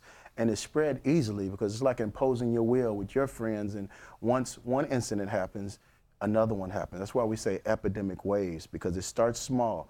It might have started with just someone stepping on my shoes at a club. Then a fight broke out. Then guns were pulled. Then the neighborhood got involved. Then bigger part of the neighborhood. So it spreads like that from one person to the next in various ways. And from exposure, from hearing, from seeing, the more we see, the more we hear, that's the spread. I heard one of your callers earlier just talking about a variety of things. I mean, we can look at violence is coming into in these neighborhoods. The kids are seeing it. They're having traumatic experiences, hearing gunshots, seeing it. Everything is, it goes from the games, music. There's so many ways that you can be exposed to the culture of violence, and the brain operates in a way where it receives that and it mimics it, and it mimics that violence, and more it's exposed to it. So are you talking about gangs only, or is it beyond gangs? It's beyond gangs. I mean, obviously, we deal a lot in the inner cities and in some of the cities we work in that do have gang violence, and we have individuals who once were a part of the problem, and so they have the credibility to get in. But I've worked in cities and countries that had nothing to do with gangs. I recently worked in I worked in Trinidad, I've worked in South Africa, and it's the culture, it's the environment, and it's just sometimes it's cliques, it's crews, it's just individuals. We've worked across not just street violence, but violence extremism. We've had a program in Morocco where we've dealt with that. We've been, Cure Violence has been delving in domestic violence and cyberbullying and a variety of spectrums of violence, and you treat them pretty much the same way that you would treat the street violence if you're talking about gang violence. Willie, who's in Chicago, is next. But if it's my time to go, I'm going. I'm standing my ground. I ain't hearing none of that shit. Willie, you're on the air. Yeah. Oh, yes. I like to say that in Chicago, when you lock up in the early 80s and 90s all the gang leaders, that's where the problem broke down there, because the gang leaders basically ran the neighborhoods, and they all collaborated with each other, whether street business or social issues together. So that's where the problem lies at, because now you have cliques of all the little gangs from Chicago, and you have 8 to 10 guys, and they're young, and they don't understand the social issues of society, so they kind of do it their way. Until they reach the penitentiary where there's some structure, they won't ever understand it until they reach the jails. Marcus? I mean, he knows what he's talking about. Obviously, that's somebody from the streets of Chicago, and we hear this a lot, in the streets, about the structure. There's a lot that would argue, like he's saying, that there is no structure no more, and that the young people out there, they're not trying to hear it. I mean, everyone has their own opinion. There's individuals that would say that, some of these leaders have the ability, if they were out, they could use their influence. Same way we're trying to use it with guys on the streets right now. I mean, some of the people we have that's working this model, they're leaders in their own right. Some of them did 20, 30, 40 years and, in jail themselves and whatnot. And so, they use their ability. But, that's a big street debate. The ability, if you let these individuals out, I think that, me personally, I think the influence will go a long way. And I say me personally, I think that they, but then there's others, and I've talked to people on the streets that say, man, these young people ain't trying to hear that, so it's a big debate, but I think the last caller, what he was saying, I mean, I agree with a lot of his points. I think he was hitting things on the money, and I can't argue with him up and down, because some of that I see as well. We'll go to DeSoto, Texas. Anna, your question or comment, Anna? Yes, Mr. McAllister, do you ever meet with any of the police chief, the mayors, the city council, the school boards, because that's where the majority of the kids are going to be? Do you meet with the parents of a lot of these kids? I remember that Louis Farrakhan ran the public housing, and he had men that were patrolling the public housing without any guns. And then the government decided that, you know what, now that's giving money to the Muslim. So we don't want Farrakhan to have that kind of authority. But guess what? There was no violence then. to meet with the community, you got to get people involved. A lot of times we blame the victims. Oh, you know, they don't want to hear that. Yes, they do. They do want to hear that. Kids want to hear that. And I know when you were talking about funding, why don't you take one area at a time instead of trying to go all over the world until you solve one problem in a city? Chicago, definitely, we have some problems here in Texas, but we as a community get involved. National Night Out is a time for a lot of communities to get together, but do we do it? No. We blame the Mexicans. We blame, but they do go out and vote. We blame everybody but ourselves, Okay. and we are our worst enemies. All right, and I'm going to take your point. Marcus McAllister. So the early part of her question, and do we have we met with mayors and law enforcement on different levels? Yeah. Yes. I mean, we have directors and program managers, and these are community-based organizations that have these relationships. We worked in schools. We have some programs throughout the country that work in schools, and even the last caller, we even have programs where we're going inside the jails and working in the jails. But with regards to, as the sister said about working on one area, I mean, all of these areas, they're independent. They're getting their own funding. It's not like Cure Violence is saying, we come train, we help set up, we help them utilize a model that we perfected and we know works. So it's independent of every state and city. I mean, we work in Chicago because Chicago has their own funding for a certain area. Here in D.C., we're not going to tell D.C. if they have money to work in D.C., hold up, we're working in Chicago. Matter of fact, send your money to us. I mean, every city has their own issues, and they want to solve their problems as well. And they all have their different. Chicago's not the only violent city in the country.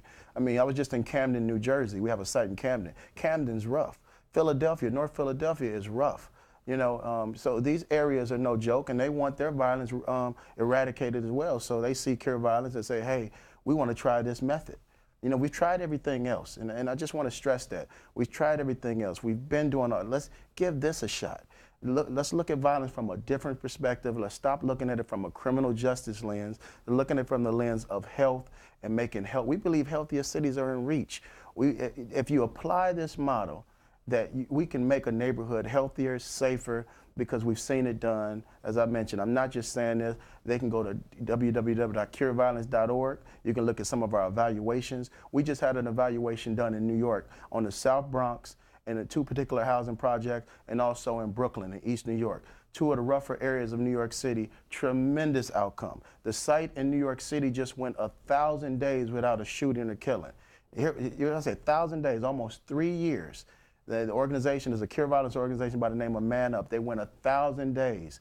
That's phenomenal. And that just wasn't by circumstances. They're out there working. They're hitting the streets. They believe in this model. They've applied it. They put pressure on their city officials, and they got tremendous funding to do this work, and they haven't looked back, and they've been doing very, very, very good. Let's go to Donald, Elburn, Illinois.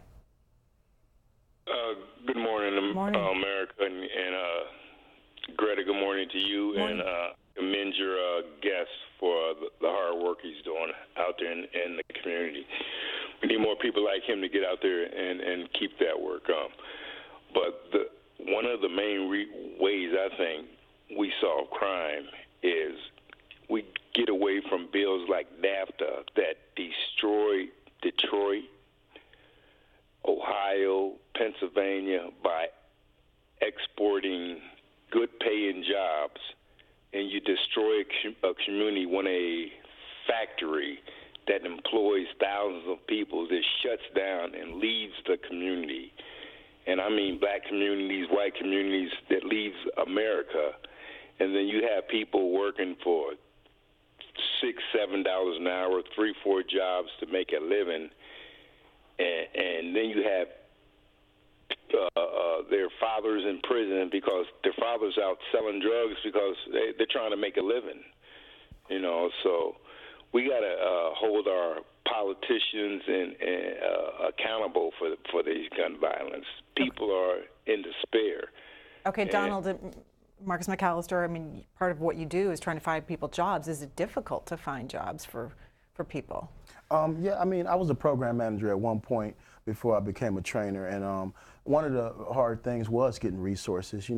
Sometimes people don't want to invest in this population. We're trying to change the lives of a young man or young woman that might have a background was violent. And so it's not like the floodgates are open for opportunities for them individuals. But we, you know, we do our due diligence. We work to try to get these jobs. I know, and I use New York quite a bit because I think they've got it. They've taken this thing to the next level. I was at a site and I see they had the OSHA program and they were teaching these high-risk kids how to get construction jobs and they were getting, I remember one time I was a program manager and I went and worked a deal with Habitat for Humanity where they were letting our participants get to the front of the list. And so you have to do your due diligence. You have to get out there and let the community and these businesses know that we're trying to do something and we need your help as well as us stopping the violence. Now let's give them something to do and get them work. Do you hear from people in your community that part of the reason they've turned to this is because they can't find a job or they're desperate? Yeah, I mean, so yes. These things happen, and you know, if you put a person in a community or neighborhood, and there's nothing there, there's despair, you know, and all you're doing is seeing violence, you're adding to that. But I will say this, and I talked about this yesterday in our training here in D.C. is that.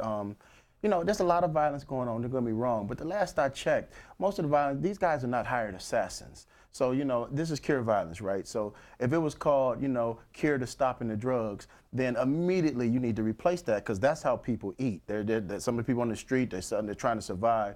But, you know, it's not like most of the violence is because they're getting paid for it. So I don't necessarily like the excuse, well, I'm killing because ain't nobody gave me a job. Now, I know it plays a factor. Don't get me wrong. I'm not saying that things make people upset, but it's not the majority. They're not, you know, they're not getting a check after they kill somebody because they stepped on your shoe. So it's a tremendous behavior that we're working on. We know the job. I know people with jobs that get violent. So if you haven't changed the way people think or their reaction to things, it doesn't matter. They get caught in a road rage situation. They'll forget they even got a job, and they'll pull out on you. When I mean pull out, they'll pull that gun out and do what they need to do. So it's not the end-all savior, but we know jobs do play a part.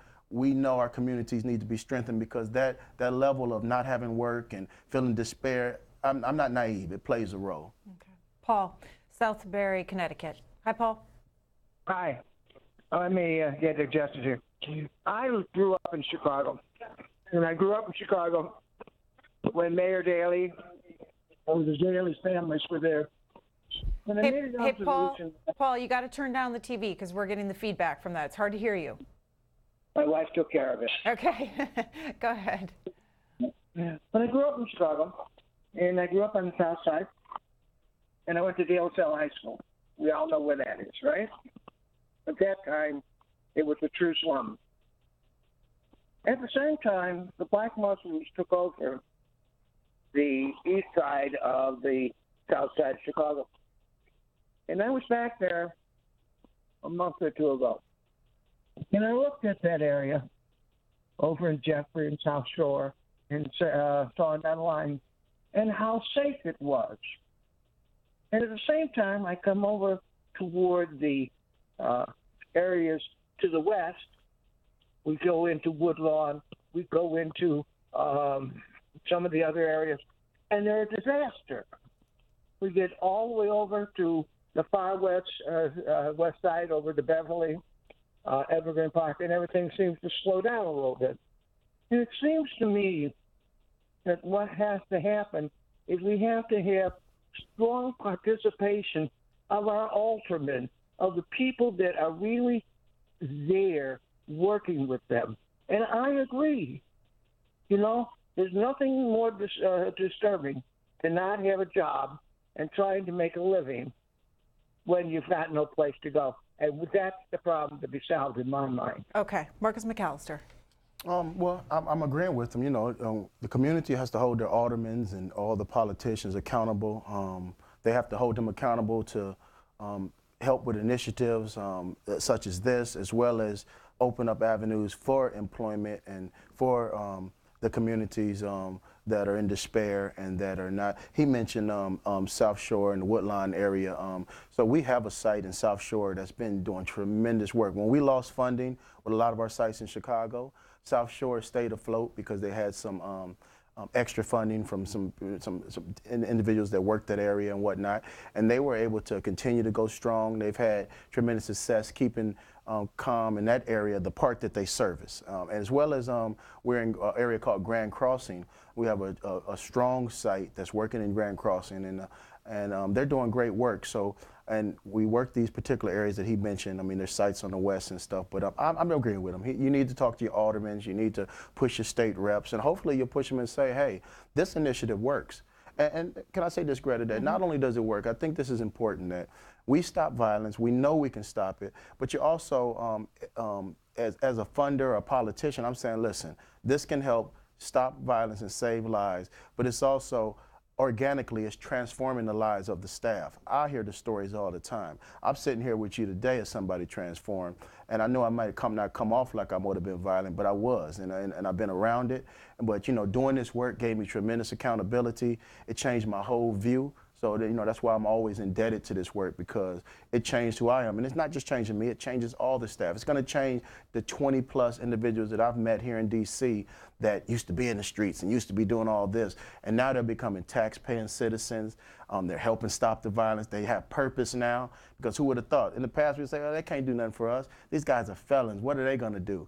No, we're showing you that this population, if you give them a shot, the people can change their lives and be the difference maker throughout the country. And I've seen it. The ones that we've said there's nothing for them to do. They got a background, give up on them. There's nothing Marcus can do for us, nothing of a substance. You better go flip a burger. No, I'm here today with you and traveling around the country because, one, God is good, number one, and number two, this organization gave me a shot, and I've been taking the mantle and running with it ever since. We'll go to Tom in Hollywood, Florida. Hi, good morning. Thank you for having me. I just wanted to say that we need not just new gun laws, we need a national gun laws. We need a national minimum. And we have a fragmented system, and we need to have certain things in place, like when you go out and buy a gun from a private person, that sale, mandatory, you have to go and record it through a gun shop so that we know that somebody is not buying that gun who shouldn't have it. We have a national registry then if we have a national minimum so that they can see trends just like they do national crime statistics on what's going on. And more importantly, we need to get everybody on board with, we don't need weapons of war. I've been shooting guns since I was 12. I don't need a weapon of war. I'm not being assaulted by 30 or 40 people at my house. If I have a handgun or a rifle or shotgun for hunting, that's all you need. You don't need an M16 to go hunt deer. Okay. You know, I think that's kind of ridiculous. One more. Oh, Tom, I'm going to leave it there so I can get in James as well, who's in Collins, Mississippi. James. Yes, ma'am. Good morning. Good morning. How you doing? Morning, James. Doing fine. Go ahead. Yes, I wanted to ask him, has he ever considered the situation with the economics part of this with the guns? Because I've lived in Chicago. I have family there. And I noticed that in the African-American community, there is no serious program for economic power. There is no understanding that African Americans in this particular always been suppressed. Going back in the 1968s and the 70s when they started having all these riots and people was protesting and things, and really, to be honest with you, the businesses there at that time, black folks, African Americans, they had businesses in their community. They had people that worked in the community, but they did not own those businesses. But when the riots came and all the violence started, it seemed like all the money and the economic power moved. And if you look around today, you don't see that economic power because why? They didn't have the power. All the people that had the power was the white folks that had the money. And when the money left, and the business didn't come back, that's the way it seems to me today. And until you bring economic power, just like you see downtown Chicago, they're building and raising all these buildings and things. When you watch the news or watch foreign people come there, they show you all the beautiful places in Chicago. All right, and James, I heard your point. I'm going to have Marcus McAllister jump in because we're running short on time. No, I think James is. I like what James is saying. I mean, we do need economic power in these communities. I mean, communities specifically of color, of Latino descent, South Side, West Side, throughout the country. I mean, that is an issue. So, I mean, I won't say that's an issue. I won't say it's not an issue. It's definitely an issue. And I think that, it needs to be addressed. The only thing I say about that, and I'm agreeing, I think that most of your callers have great points. I use the analogy that cure violence, we're like the firefighters. We're putting out the fire. Somebody else has to go after the electricians. Somebody else has to go after the slumlords. We can't be all over the place. But we agree with these different things. But our tentacles, we're just trying to stop right now the shootings and the killing because the bullets are flying. And so we can't stop and break down these different causes, which we know are true, like the brother was saying, but somebody has to get the cure the economics movement.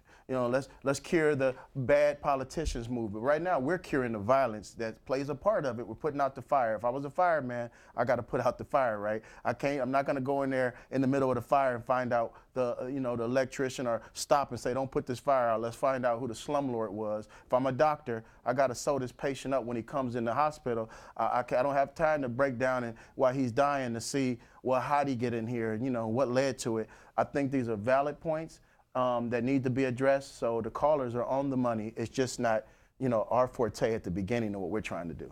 And for viewers who want to learn more about the group, go to cureviolence.org. You can also follow on Twitter at cureviolence. Marcus McAllister, thank you for the conversation. Oh, thank you for having me.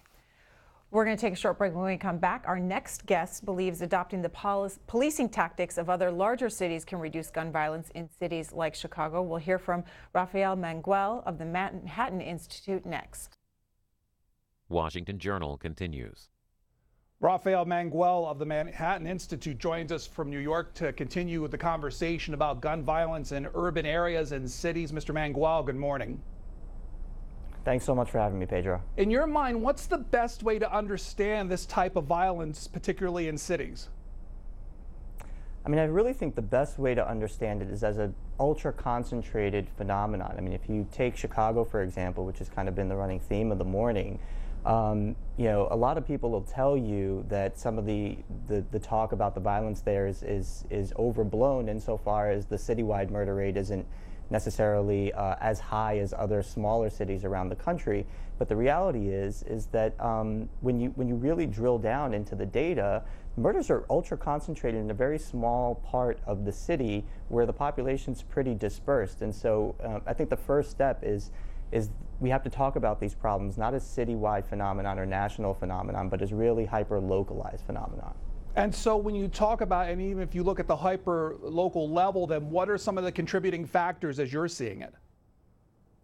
I mean, to me, one of the most important contributing factors is the lack of sort of accountability for the criminal class in these cities. I mean, Chicago in particular, we've got too many of these repeat offenders finding their way back out onto the street shortly after an arrest or after serving a very small amount of time in prison. I mean, in Chicago, the average person arrested for a shooting in 2015 and 2016 or a homicide had 12 prior arrests. That's a pretty jarring number if you ask me, and what it tells me is that the police are doing a relatively decent job of catching the right people, but the criminal justice system more broadly has to really reconsider their practices and think about how they can hold some of these people for longer periods of time. If that's the case, where does incarceration fit into this picture of yours? I mean, incarceration is certainly an important part of the formula that I think is going to help drive crime down in some of these areas. Some of the critics will say that, the differences between longer and shorter prison sentences, aren't really significant when you look at things like recidivism, likelihood to reoffend, rehabilitation, that sort of thing. But one of the things that those analyses tend to ignore, and this is something that I've been focusing my work on, is the incapacitation benefit of incarceration. irrespective of whether someone is more or less likely to reoffend if they get out of prison, 20% with 20% less time. The reality is that while they're behind bars, they can't hurt anyone. And the superintendent, Eddie Johnson in Chicago, has expressed dismay over and over again in his public talks about how often they'll arrest someone and that person will find their way back onto the street in a matter of days. Mr. Mangual, even as you say that, there has been an effort for something broadly known as criminal justice reform. Even Republicans and organizations like the Koch brothers have really tapped into this. And one of those things is changing those systems, particularly not only on the sentencing side, but the incarceration side. What do you think about that effort, especially in light of what you're seeing when it comes to gun violence and incarceration? That's right. Look, I mean, there's a way for us to be, as they say, smart on crime, and for us to really target these sort of heftier incarceration policies for really dangerous people who are likely to reoffend. But we have to be very careful about doing that. I mean, wanting to just lower the prison population wholesale for its own sake, I think is the wrong way to go about it, right? I don't think there's ever going to be a right number of people that should be behind bars at any given time. That number should really be driven by crime levels. And what we're seeing in cities like Chicago and Baltimore and Memphis and St. Louis is that some jurisdictions really do need more, not less. Rafael Mangual from New York joining us. He's with the Manhattan Institute, serves as their Deputy Director for Legal Policy, here to talk about gun violence in urban areas. If you want to ask him questions, it's 202-748-8000 for those of you who live in urban areas and cities. For you Chicago residents, we've been talking about your city particularly this morning, 202-748-8001. All others, 202-748-8002. And if you want to tweet us, you can post at C-SPAN WJ and our Facebook page at facebook.com/C-SPAN. Not surprising, Mr. Mangual, those in the city of Chicago have offered other reasons for this type of violence. Let me just read you one of them. This is the Chicago Tribune's Steve Chapman. He's a columnist. He said this on August the 10th, "The fight against crime can't be restricted to more, better policing. Chicago's crime problem is concentrated in a small number of poor, blighted, mostly African-American neighborhoods. Those areas owe their plight largely to a sordid history of systemic, deliberate racial discrimination and violence, endemic poverty, and official neglect over decades. The conditions that breed rampant crime in parts of Chicago came about not by accident, but by policy." What do you think about that argument he's posing? I mean, I think it reflects a sort of old liberal notion that, crime isn't driven by, personal behavior, but by these socioeconomic root causes. But criminologists, by and large, have sort of rejected that. I mean, there's a criminological theory called crime adversity mismatch that I think a criminologist called Barry Latzer has really done a great job of articulating. And what it shows is that there's a really loose relationship, if one exists at all, between socioeconomic indicators and violent crime specifically. And one of the callers, in the last segment pointed out that, if you shoot someone or, do a drive-by, you don't automatically increase your wealth. Violent crime, by and large, is just not driven by economic interest. Rather, it's usually sparked by anger, sexual jealousy, perceived slights, as one of your callers said earlier. It could be something as small as getting your shoe stepped on, and that's really a cultural phenomenon. I mean, if we look around the country, there are poor and blighted areas in almost every major city, but there are very few places around the country in which you see the levels of violence that have been plaguing the south and west sides of Chicago. So I'm not sure that we can reduce it to just economic policy, and things like unemployment. Also in Chicago, I mean, if you look at the data, everything from economic spending to unemployment rates for Black Americans specifically have been moving in positive directions for a significant period of time. I mean, between 2010 and 2015, per pupil spending in Chicago public schools went from 15% more than the national median to 30% more than the national median. But crime between 2014 and 2016 went up. I mean, murders hit 792 in 2016. That's a big jump, despite positive movement in these other socioeconomic indicators. So, I'm just not sure that there's much of a relationship there to speak of. Is there differences then in these type of crimes between suburban and urban areas, and aren't there economic arguments there that Mr. Chapman was referring to? I mean, again, there are, but there are also very blighted, very poor areas in other parts of the country that don't see that sort of violence, even between and within cities. There are parts of Chicago's South Side and west side that are not as dangerous as others. And so again, I think that's an oversimplification of a very complicated problem. Now, that's not to say that economics doesn't play a role, but it's certainly not the driving factor. And I think people are sort of undervaluing what policing and incarceration practices can do, at least in the short term, to help really stem the tide. And that's something I think we owe the people in these communities who are suffering in the meantime. Mr. Mangual joins us for the next half hour. The first call for you, sir, comes from Connecticut. On our line for others, Pete, you're on with Rafael Mangual of the Manhattan Institute. Go ahead. All right.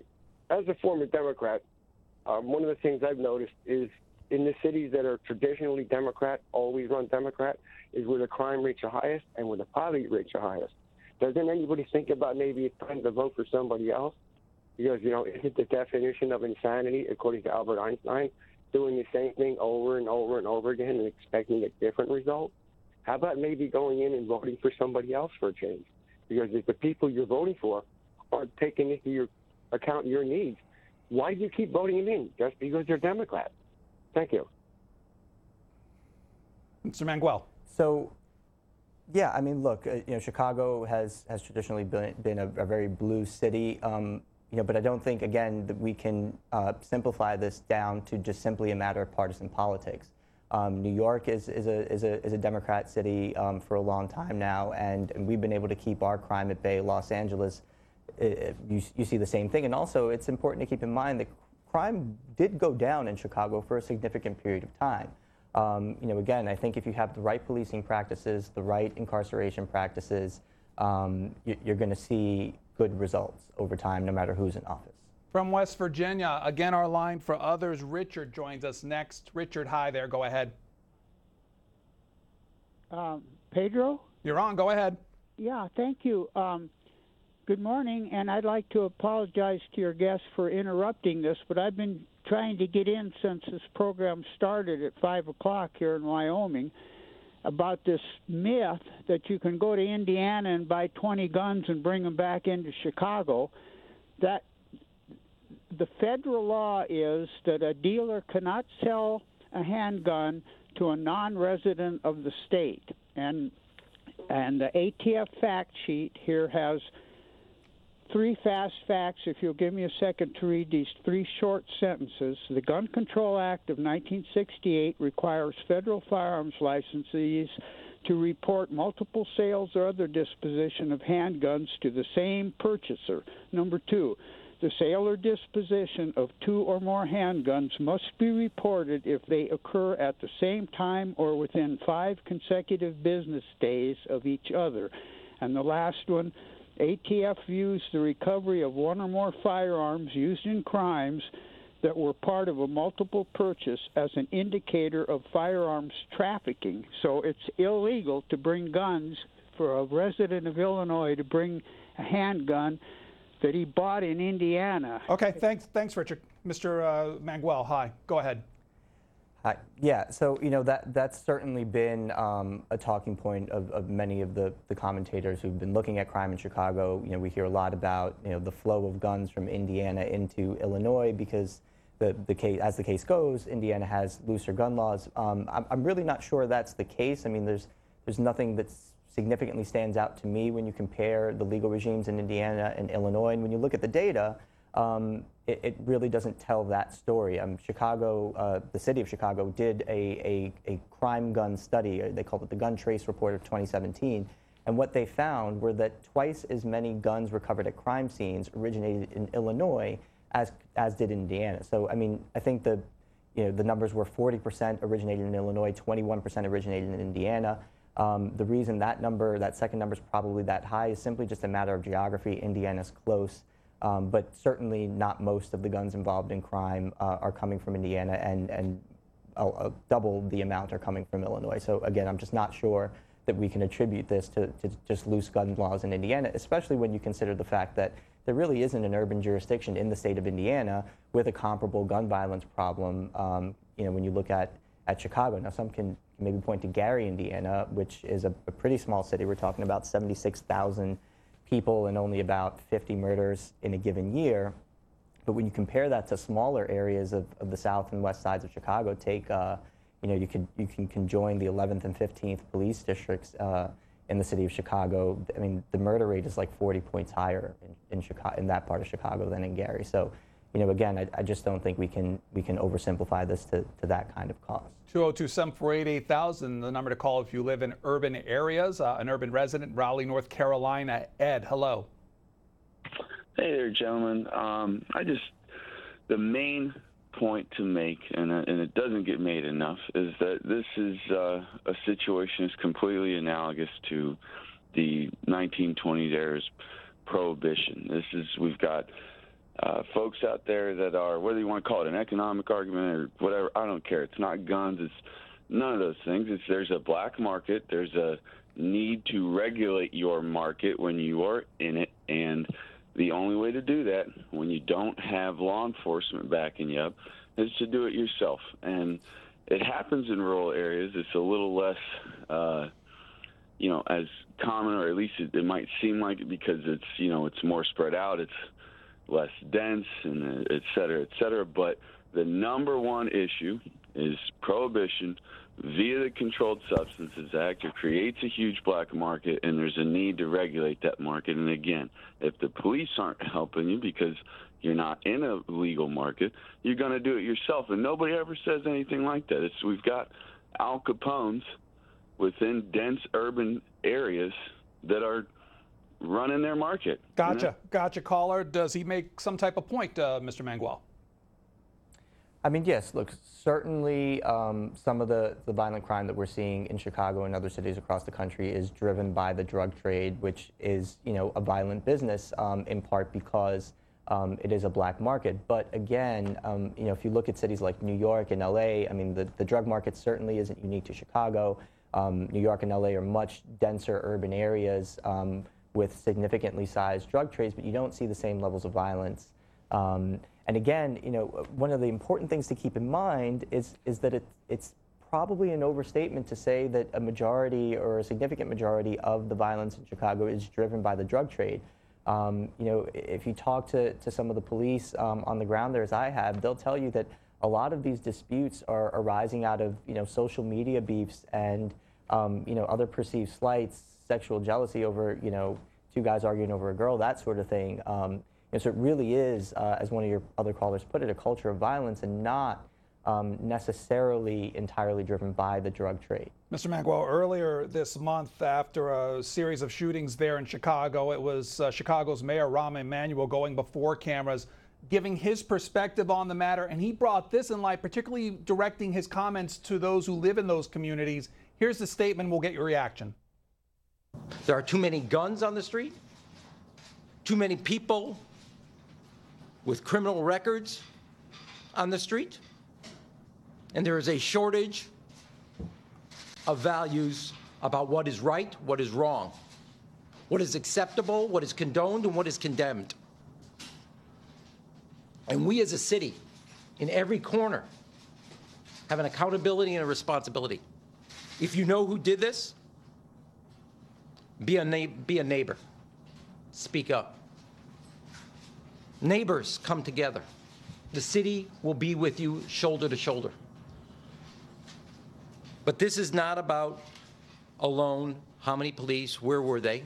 The superintendent will take accountability for that. This is not about how many summer jobs, investments. We will do that, and we have more to do, much more to do. But there's something more at stake.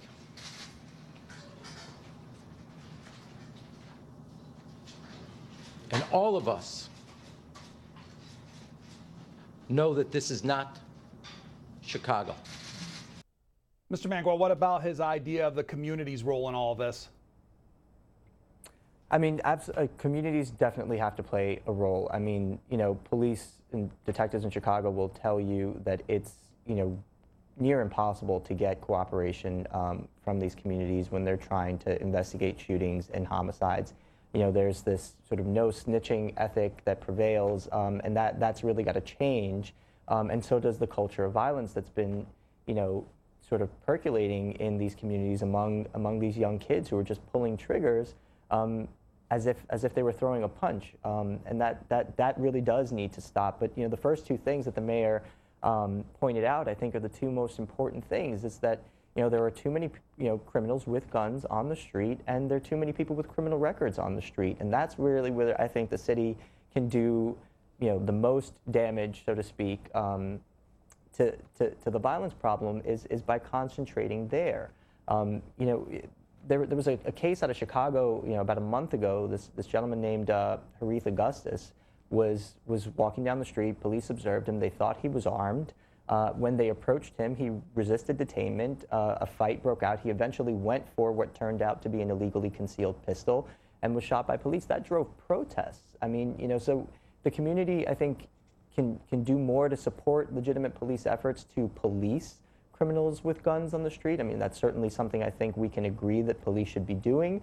And when they do their job and they lock some of these guys up, the city really needs to, and the broader state criminal justice system really needs to figure out how to better keep these guys incapacitated for longer periods of time so that they're not walking the street, to claim their next victim. This is Shelby, Louisville, Kentucky. Hello. Yes.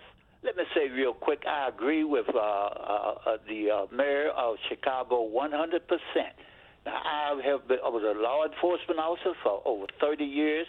Now, the key issue that you refuse to deal with, just like the brother before, is that we're talking about, the drug trafficking. They are dealing with gun people. They shooting with guns.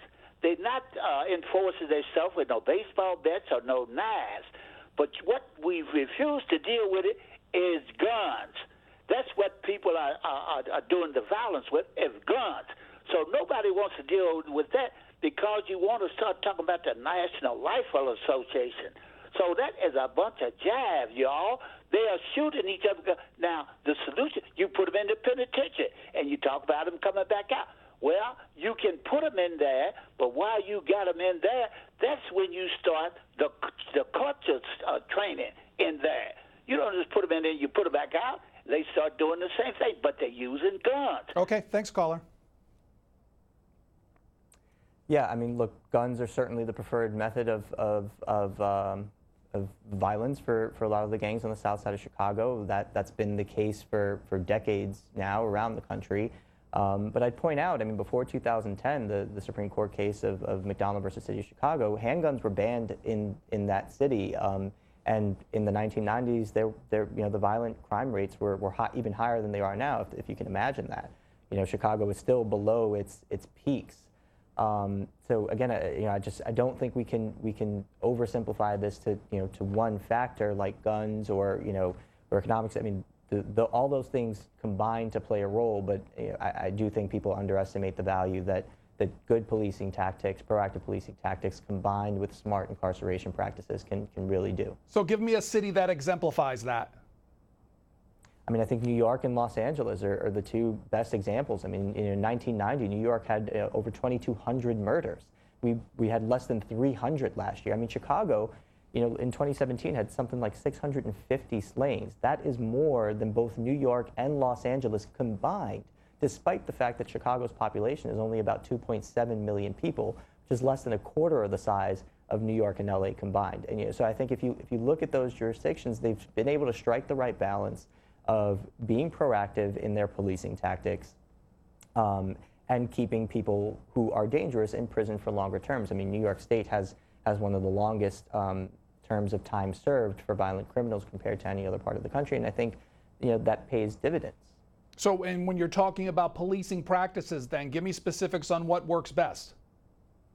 Absolutely. I mean, the broken windows theory that was articulated by George Kelly and James Q. Wilson, I think is a great place to start. Enforcing public order offenses, being proactive and looking for people who might be armed, correctly and smartly doing things like stop and frisk. I think people underestimate the role that those things played in New York City. I mean, when you talk about enforcing public order offenses like fare jumpers, people don't really realize that there is some overlap between minor criminals and serious criminals. So not every fare jumper necessarily is going to be, a potential shooter, but a lot of potential shooters are going to have a general disrespect for the law that's going to cause them to to violate it on lower levels as well. I've actually looked at arrest records of people arrested for murder in the city of Chicago, and you'd be surprised at some of the spread of how petty some of the offenses can be. So again, Chicago, I think, is suffering from something that my colleague at the Manhattan Institute, Heather McDonald, has dubbed the Ferguson effect. In 2016, the first quarter, stops, discretionary street stops by police were down significantly, something like 80%. And I don't think it's a coincidence that 2016 saw a big spike in murders, and we're seeing that in Baltimore as well. And this when is over back off. This is over concerns over claims of police mistreatment or brutality or things like that. That's right.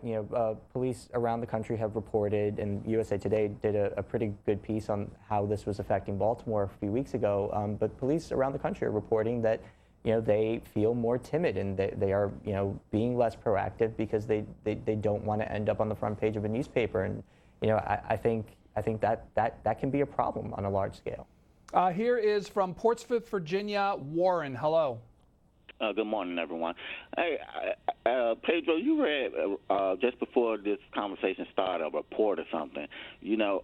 I think you should reread that again and then ask your guests to address what's not being done about those issues that was reported on. As far as the cultural thing that's going on, yeah, he got to understand that this problem that we have today started decades ago. It started decades ago.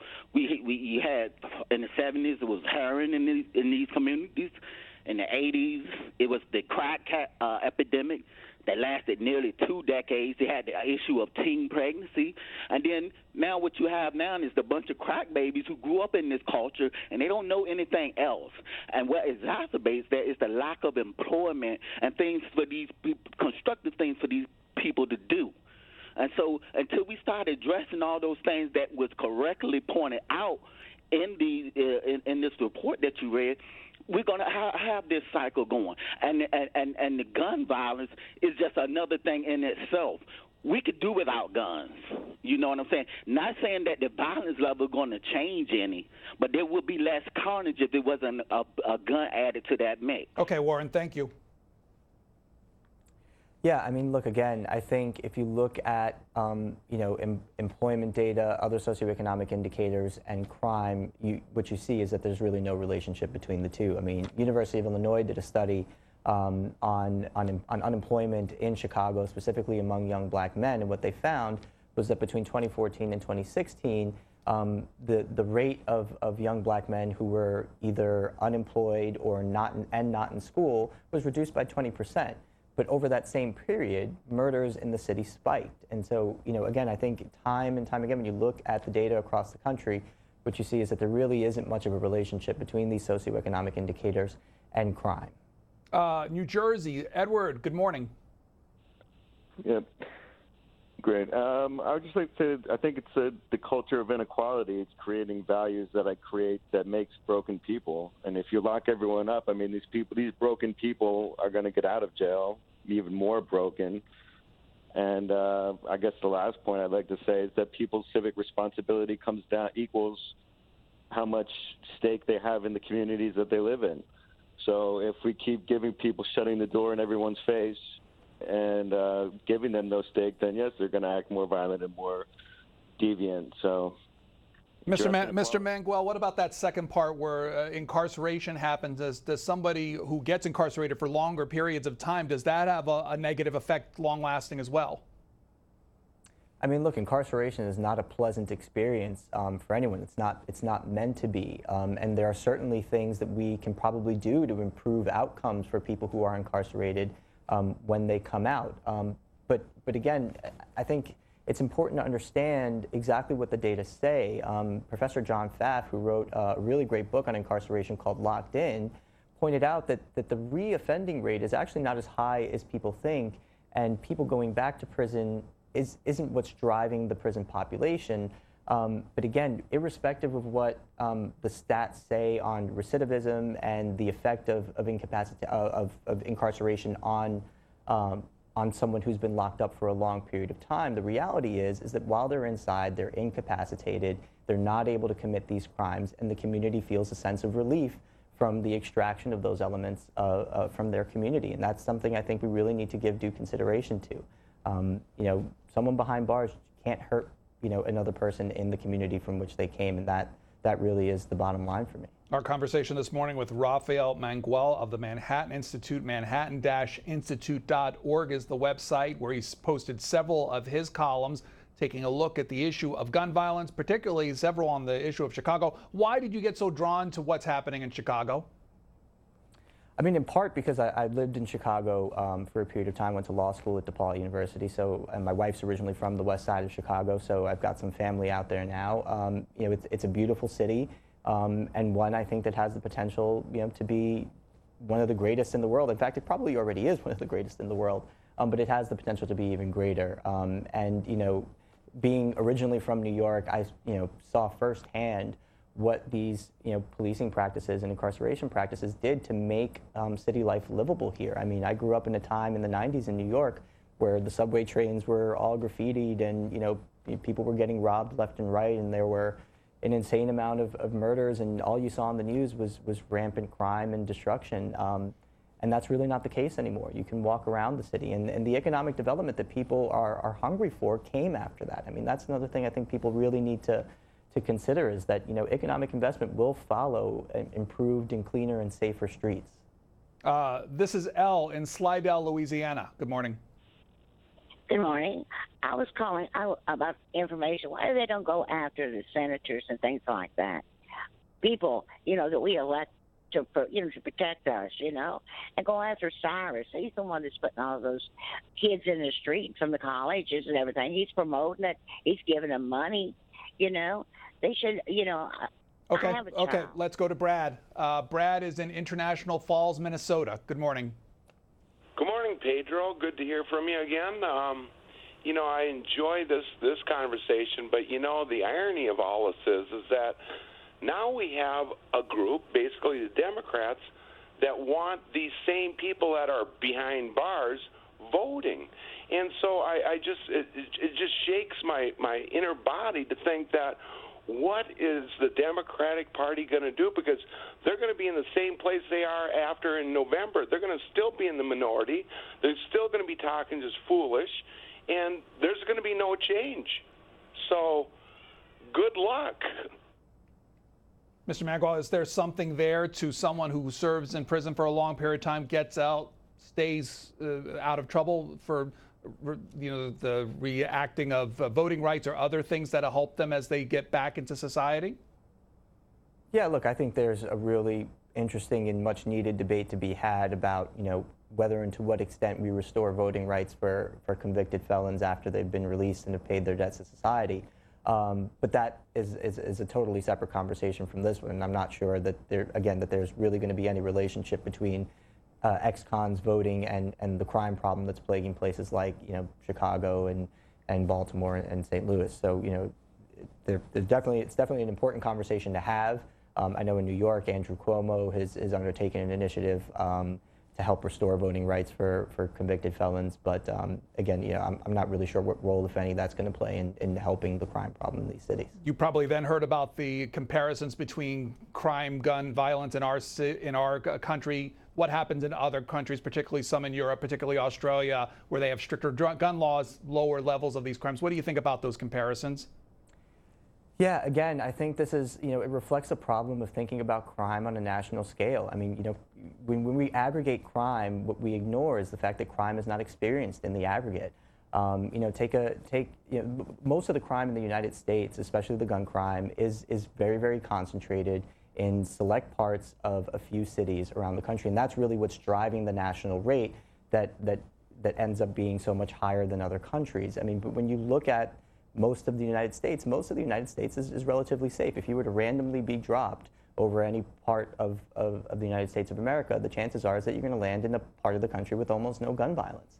Take the city of Chicago, for example. In 2016, the city's homicide rate was about 27 per 100,000. What did that tell you about where you were in Chicago at a given time? Almost nothing.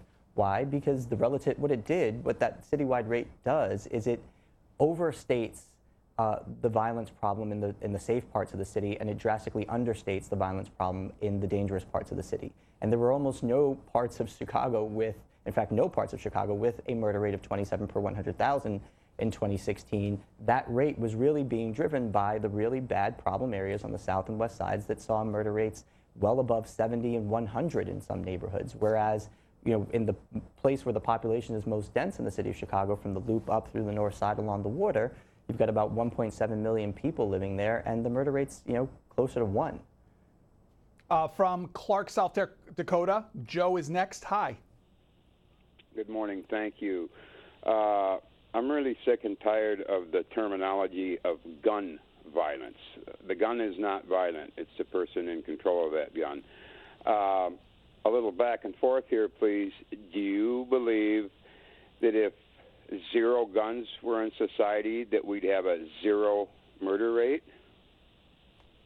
Probably not. And also, just that hypothetical would never happen. Guns have proliferated, I think, beyond the point of no return in the United States. I think there's something like 350 million guns in private circulation. So, I'm not sure we'll ever get there, even if we tried. Washington, D.C., Chris is next. Hello, yes. I've been listening in on this conversation, and a little bit to me it sounds kind of almost like gentrification talk, right? Because, he's talking about how stop and frisk decreased the crime rate in New York City, and that's just completely false. I mean, if I'm correct, there was a movement within New York City to reduce and stop and frisk. That has stopped, and at the same time, the crime rate has stopped, because it was found that stop and frisk was targeting mostly black men who had less arrests during that time than white people who were stopped and frisked. They were finding more white people with crimes under stop and frisk than black people. And then when they stopped doing the stop and frisk, crime rate still dropped. You're breaking up, Chris, so we'll leave it there with those comments, and we'll let our guest respond. Yeah, I mean, look, New York City's stop and frisk practices have not come to a complete halt. I mean, that's just false. They're doing, well over 10,000 a year. Is that while crime has not gone up over the course of a period of time in which there's been a reduction in stops, that doesn't necessarily mean that it's a binary thing. I mean, it's not a univariate analysis that we do here. There are other things that are contributing to the sustainment of the crime drop that New York City experienced over the 90s and 2000s. For example, incarceration. There are lag benefits experienced by a jurisdiction from having people been extracted from their communities and put into incarceration after committing a crime. And so, someone who was given 10 years for a shooting, 5 years ago is still locked up. And so those benefits compound. And so, again, when you make a shift in policing practices, you're not necessarily always going to see an immediate feedback in the crime rate, especially in a place like New York City, where the practices of broken windows policing were so effective and were done for so long.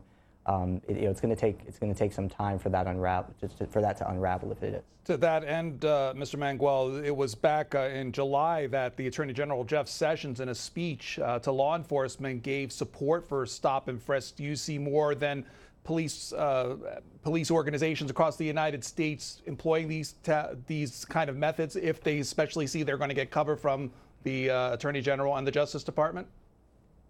Well, no. I mean, one, I'm not exactly sure what kind of cover the Attorney General or the Justice Department could ever provide, a police department who, is sued in the way that New York City's police department was in 2014.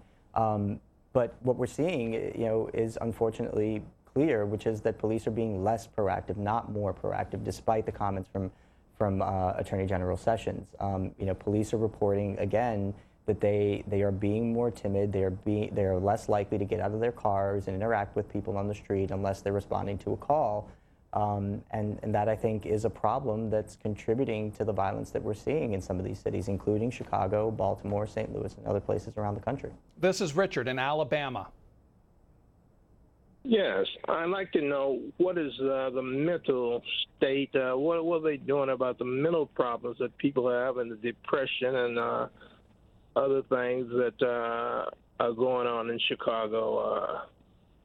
Do they give out any money to help them instead of sending them to the jail? Why don't they, do something to help them mentally?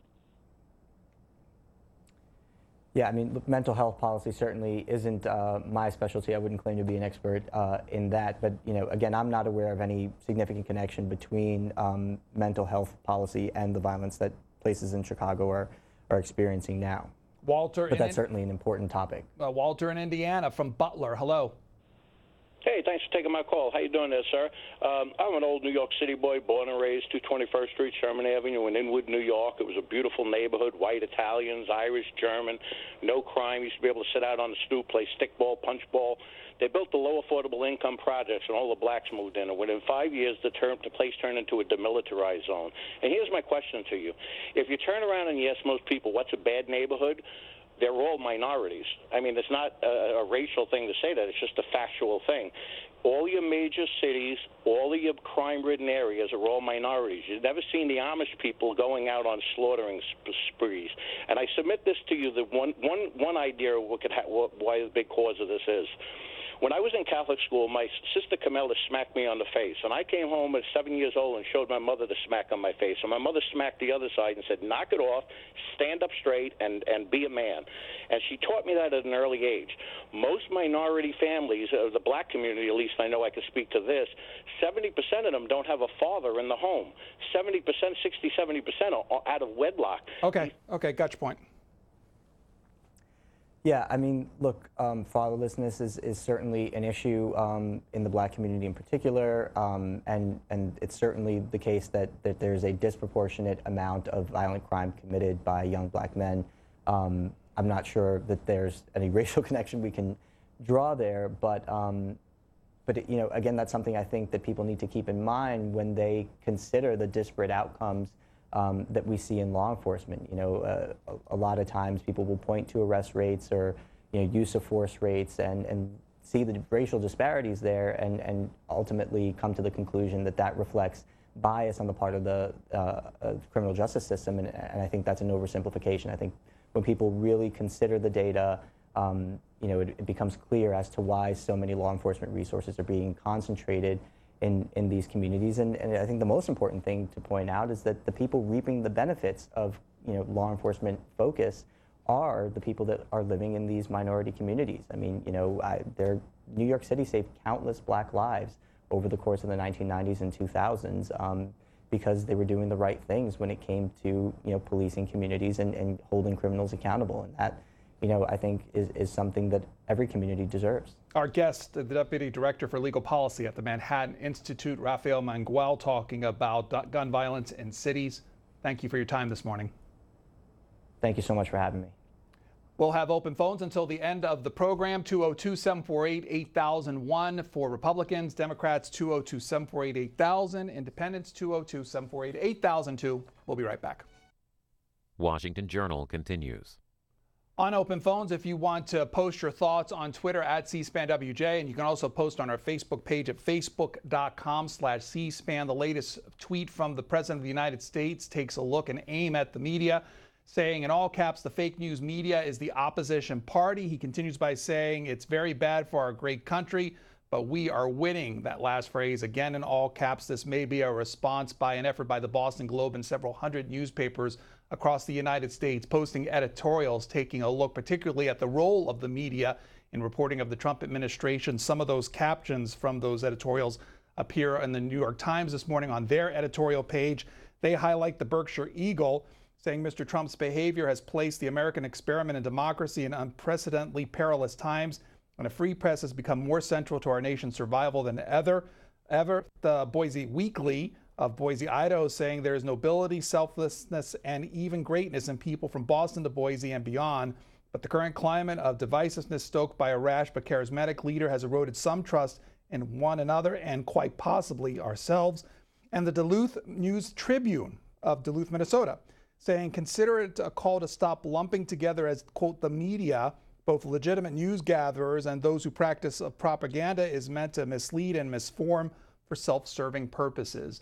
Those are just some of the statements and editorials across the United States. The Washington Times taking their own take on it this morning, saying, quote, "We expand the idea of Marjorie Pritchard, the deputy editor of the Globe editorial page, and suggest that the press spend part of the day reflecting on our sins as well as those of the president," adding that Americans are by nature suspicious of conformity of thought. When nearly every flick of the TV remote and click of the computer mouse brings up an avalanche of anti-Trump news, it sure looks like groupthink. Pundits of the small screen cried on camera when Hillary Clinton went down on election night in 2016. The speculation that Trump colluded with Russia travels relentlessly in a closed loop, with press and television heavyweights vying to play "Can you top this?" with the latest gossip and manufactured rumor. Adding the rallying cry for a united editorial page assault on President Trump is, quote, "courage in numbers." The press has a responsibility to identify every president's misdeeds and pay no attention to slings and arrows. Setting it to take down a president by any means necessary is not the role of a responsible press. Jay starts off this open phones from South Carolina, Democrats line. Hello. Yeah, how you doing, Pedro? Fine, thanks. Go ahead. I just wanted to I just woke up and I heard the last gentleman's comments as far as gun violence, and anytime I hear something with a hue of systemic racism, I'm going to have to stand up, and I just have to rebut some of these points. When he talks about anytime you have minorities grouped together in inner cities, the violence increases. I mean, I'm not going to debate that, but we have to bring up statistically when we see who is responsible for mass shootings in America. They usually have the face of terrorism, which is a Middle Eastern man with a head wrapped and a big beard. But it's usually someone who is Caucasian, maybe has mental health issues, or it can be a situation where he can purchase a firearm. But I don't necessarily bring up race. It's other people who I feel like make these racist comments that do. Okay, let's hear from Rob in Trenton, New Jersey, Republican line. Hi, can you hear me? You're on. Okay. I wanted to thank you for the program. I enjoyed both of your guests. I particularly enjoyed the lens that the gentleman from cureviolence.org brought, and I think that's something that we need to talk about more when we talk about violence, particularly in my community, which is the African American community. We need to look at it in terms of why is there this anger? Why? What is it that we need to do to work on the way that we respond to situations that makes us go immediately to violence? And I love the fact that he talked about it's not always about I don't have a job. There are many people whose way of dealing with things, whether they're employed, whether they're educated or not, is immediately going to instantly getting angry. I mean, I've even seen some wealthy celebrities that are being interviewed and having discussions, and a minor discussion issue turns into anger and violence. And so I love the fact that they're looking at it from a mental or health lens as opposed to just, it has to do with jobs or gangs or things like that. So Okay. Thank you for that. Another viewer from Trenton, New Jersey. This is Sue, Democrats line. Hi, and good morning. I just wanted to also comment about your last speaker and the last call that you took with that speaker. And I take issue with the notion that there's always a higher level of violence in the African American community. It seems that the press and the country as a whole does not want to do the hard work of looking at the facts, taking a historical perspective based on fact. We want to deny that there was slavery or that slavery was bad for black people and that bad things happened after slavery was abolished. All these things have an impact on the way we live today. Okay, let's hear from Rudy. Rudy in Sun City, California, Democrats line. Good morning, Pedro. I want to be Captain Obvious this morning about the Mueller probe. It is going to be either a wet firecracker or a stick of dynamite. And if it happens to be the latter, I hope Mueller takes one for the team, which is the team, the United States, and make copies of everything that he has if this Congress doesn't do the correct thing. Because we know what would happen if he hands it over and it gets swept under the rug, and that is my concern about it. And the one other thing, we're all not sad that Hillary Clinton lost. I mean, everybody wants to focus on that, but that's just more propaganda from the president to his minions. But Mueller, do the right thing. The Washington Times and its photo highlighting those closing arguments that took place in the trial of Paul Manafort yesterday, a pending decision by a jury on that case. That's the photo that you'll see in the Washington Times if you go to it this morning. If you turn to the pages of the New York Times, a story about Los Angeles, that city using full-body scanners for riders who ride on mass transit, saying on Tuesday, the Los Angeles County Metropolitan Transportation Authority announced it would be the first to fully commit to be the first to use them, saying it'll be used starting this year to screen riders without revealing their anatomy and without forcing them into line up or stop walking. They that the federal government has been studying the technology for nearly 15 years, and the TSA has been testing versions of it at some of the nation's busiest hubs, including New York's Penn Station, Washington's Union Station, and New Jersey transit stations. In Los Angeles, the devices themselves resemble a sort of black laminate cases that musicians lug around on tour, not upright metal detectors. The machines, which are on wheels and cost about $100,000 each, can be pointed in the direction of riders as they come down an escalator or into a station. Tulsa, Oklahoma, Republican line. Trevor, hello. Good morning, Pedro. I just wanted to point out, referring back to the last caller of your last segment, that, here in Oklahoma, we have a gun in every house, just about, as far as the people that I know. But we also have a father in every house to teach, when is the time to use this gun. So, and I don't appreciate it. 3 times a week we have a racial topic here on Washington Journal, it seems, and we have to listen to people go on and on about how white people had slaves and how all the ills come from that. But as soon as someone states something that is true and might be somewhat offensive, he gets cut off. I don't see that's right. So thank you. From New York, Independent Line, Nelson, hello.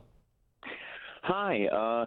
My comment actually reflects great on the previous caller.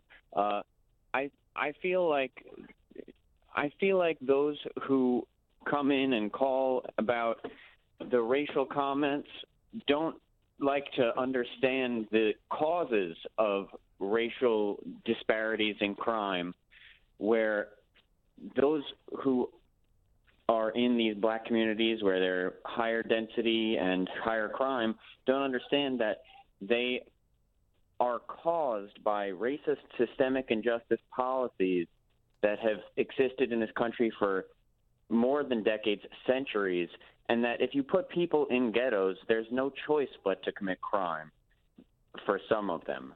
And it's not their fault that they're in these situations. The New York Times carries a profile interview this morning of Christine Holoquest. She is that transgender woman on Tuesday winning the Democratic nomination to become the governor of Vermont. And some of the questions posed to her in this interview saying, what would you say to people both inside and outside the LGBT community who doubted that a transgender woman could win a political victory like this? Her response, I would say, have more faith in your fellow human beings. I've never lost faith in my fellow human beings, and I continue to get reaffirmed in that goodness. She also asked, what could it mean that people who vote in Democratic primaries don't penalize a candidate for being gay or transgender? She's saying, no problem. I'm going to prove that in November. I'm equally confident. You know why I knew that? Because I served some of the poorest and most rural parts of Vermont. That's what I did as a CEO. I served at some might call the reddest part of Vermont, and people were cool with it. It's like, okay, just keep my lights on and keep my rates low. I'm okay with you. Some of that, more of that interview this morning in the New York Times. Derek is next from Maryland, Democrats line. Yes, Eric. How you doing? Fine, thanks. Go ahead. Yeah.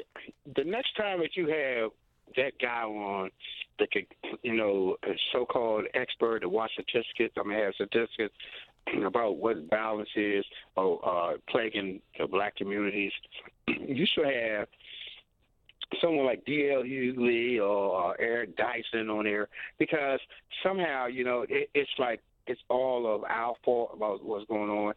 You know, and that is ridiculous. That you especially the man that called that said he grew up in New York, and the only reason why it was peaceful because it was only all whites, but the minute black people came in, they made it bad. No, that's the insanest thinking that I've ever heard in my life, man. You know, I'm a black man, and yeah, we have rough communities, but someone in the black community could die, and they won't get took care of. It takes forever to find a person. But if a white person get killed in a black community, they find that person in 5 minutes, and it ain't because someone's snitching on them. It's just that the resources are much better and greater opposed to how it is when a black person is killed. This morning in the pages of the Washington Post, an opinion piece by Alex Azar, the head of Health and Human Services, about the current state of what's known as Obamacare and what the Trump administration, at least to his thinking, is doing to help people hurt by Obamacare, as the headline suggests, saying that the law's skyrocketing subsidies have kept subsidized insurance enrollment fairly steady, although more than 50% below what was once expected. But Americans who make too much to receive subsidies have begun to opt out of the insurance market en masse. This is unacceptable. It's the one reason the Trump administration recently expanded an affordable insurance option the previous administration had all but discarded, providing new choices for these forgotten men and women. Americans will once again be able to buy what is known as short-term limited duration insurance for up to a year, assuming their state allows it. These plans are free from most Obamacare regulations, allowing them to cost between 50 and 80% less. Insurers will also be able to sell renewable plans, allowing consumers to stay on their affordable coverage for up to 36 months. More of his arguments this morning in the opinion pages of the Washington Post. From Texas, Republican line, this is Darby. Go ahead. Yes, this is Darby Guillory. How you doing, Pedro? Fine, thank you. Go ahead. Okay. The people that were on here before seem to think that they try to sugarcoat all the problems that they have in the inner cities. Everybody that I've ever been concerned with or knows that the problem is the black communities in the larger cities that are causing the problem, but they seem to want to sugarcoat it, and that's my view on it. From Jackson, Mississippi, Ken is next. Hello. Hello. Hello, you're on. Yes, hello, Pedro. Thank you for taking my call. Caller, you're on. Go ahead. Yes, sir. Well, I want to know, when will the president quit lying about everything? It seems day after day it's a different lie or contradicting itself. And, I know people should see this, realize, somebody says something, then a couple days later they change the version of it. That's all I have to say, sir. We'll go to Warren. Warren in Ohio, Democrats line. How you doing, Pedro? Just a little comment, a little history. If you look back in the days when the gangs in New York were violently killing each other, you look back at the gangsters, Al Capone and them, they were killing each other. And when you look back at the fact that you dump guns in a community, they're going to be used just like the opioids. They put them in the suburban areas, places where people had nice homes, cars, and look at the epidemic. When you dump something like that into an area and you confine that area with that, you're going to get what you get. I don't care wherever you create a ghetto. I don't care if it's a Jewish ghetto or what type of ghetto. When you put the people in and you can discriminate against them. At one time in New York, the police departments, they didn't want Italians on the police force. They didn't want the Polish on the police force. Then they didn't want blacks on the police force. Then they suspected Chinese, Japanese. Once you create that atmosphere and you dump any negative product, you're going to get what you get.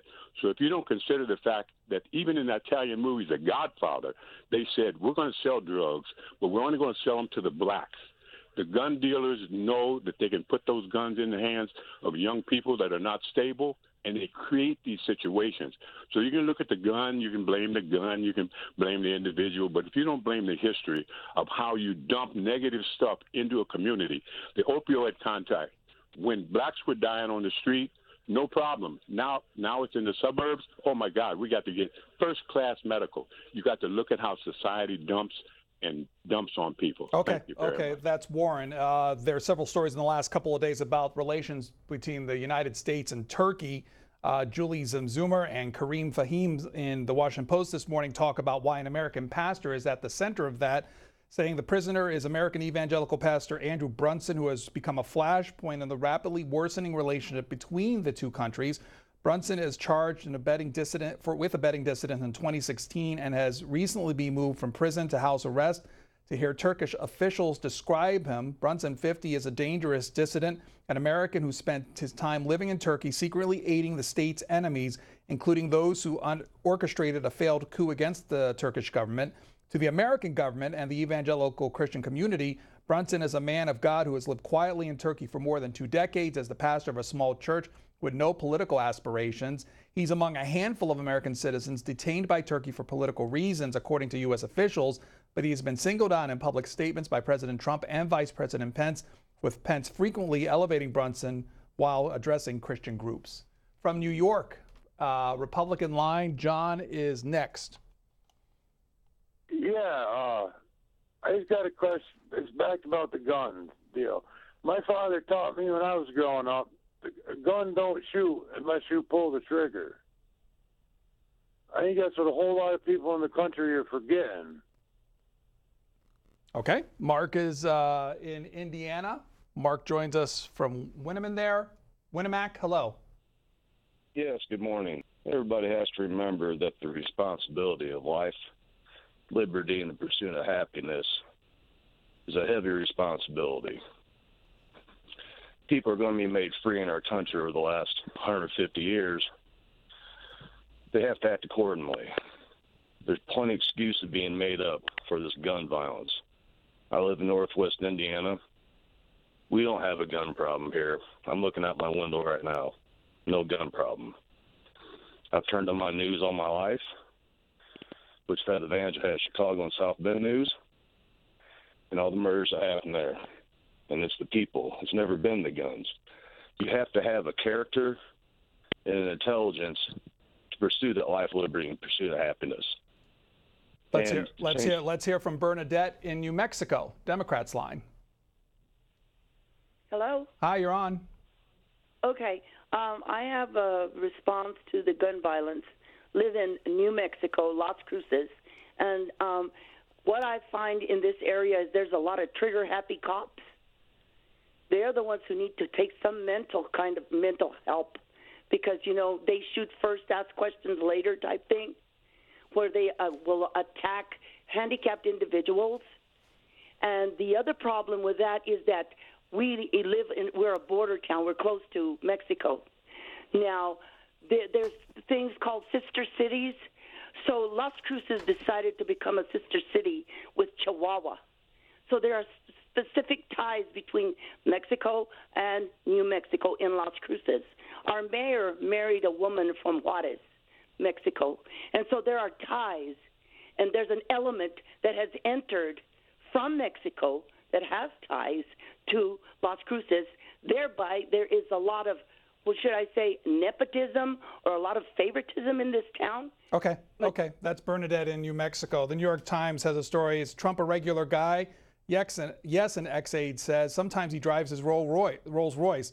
This is by Michael Shear saying, being a billionaire president sometimes means confronting doubts that you understand the lives of regular people. That's especially true for President Trump, who's built a political reputation for caring about working-class people.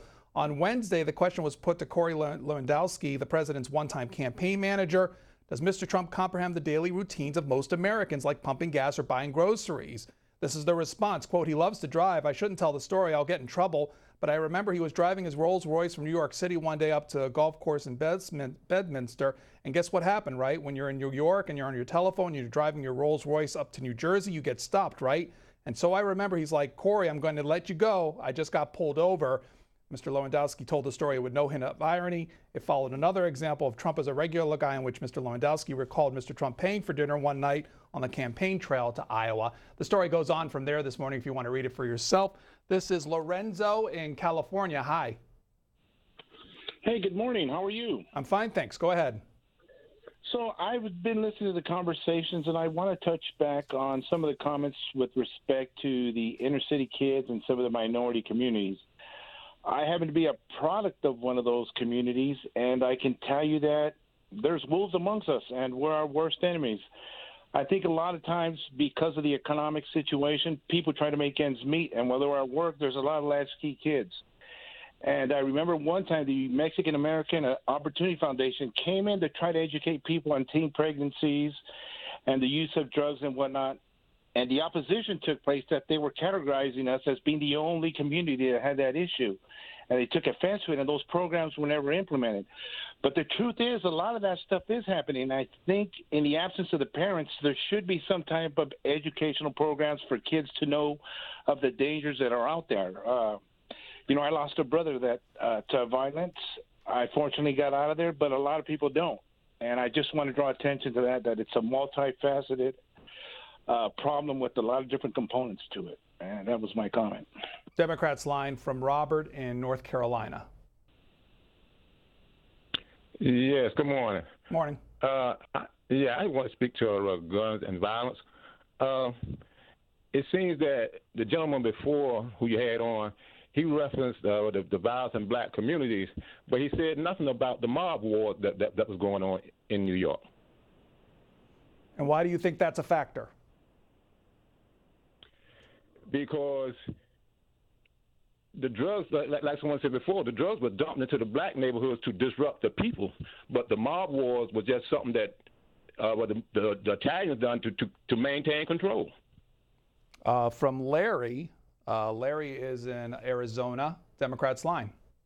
I called in because I'm really offended by the emphasis on blacks being a problem within themselves, causing all this trouble. But I was in a white community, a rural white community, a Republican rural white community, and it was rife with corruption, with drugs and violence, and it was outrageous. It was so bad. I had to leave within a few months, and when I tried to get something done about it, because a whole county government was making meth and killing people, I could not get any kind of assistance. And no one was interested. No law enforcement wanted to do anything. They didn't want to go against other cops.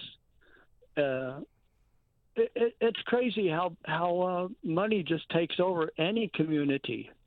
Okay, that's Larry in Phoenix, Arizona. Last comment for this open phones and last call for this program.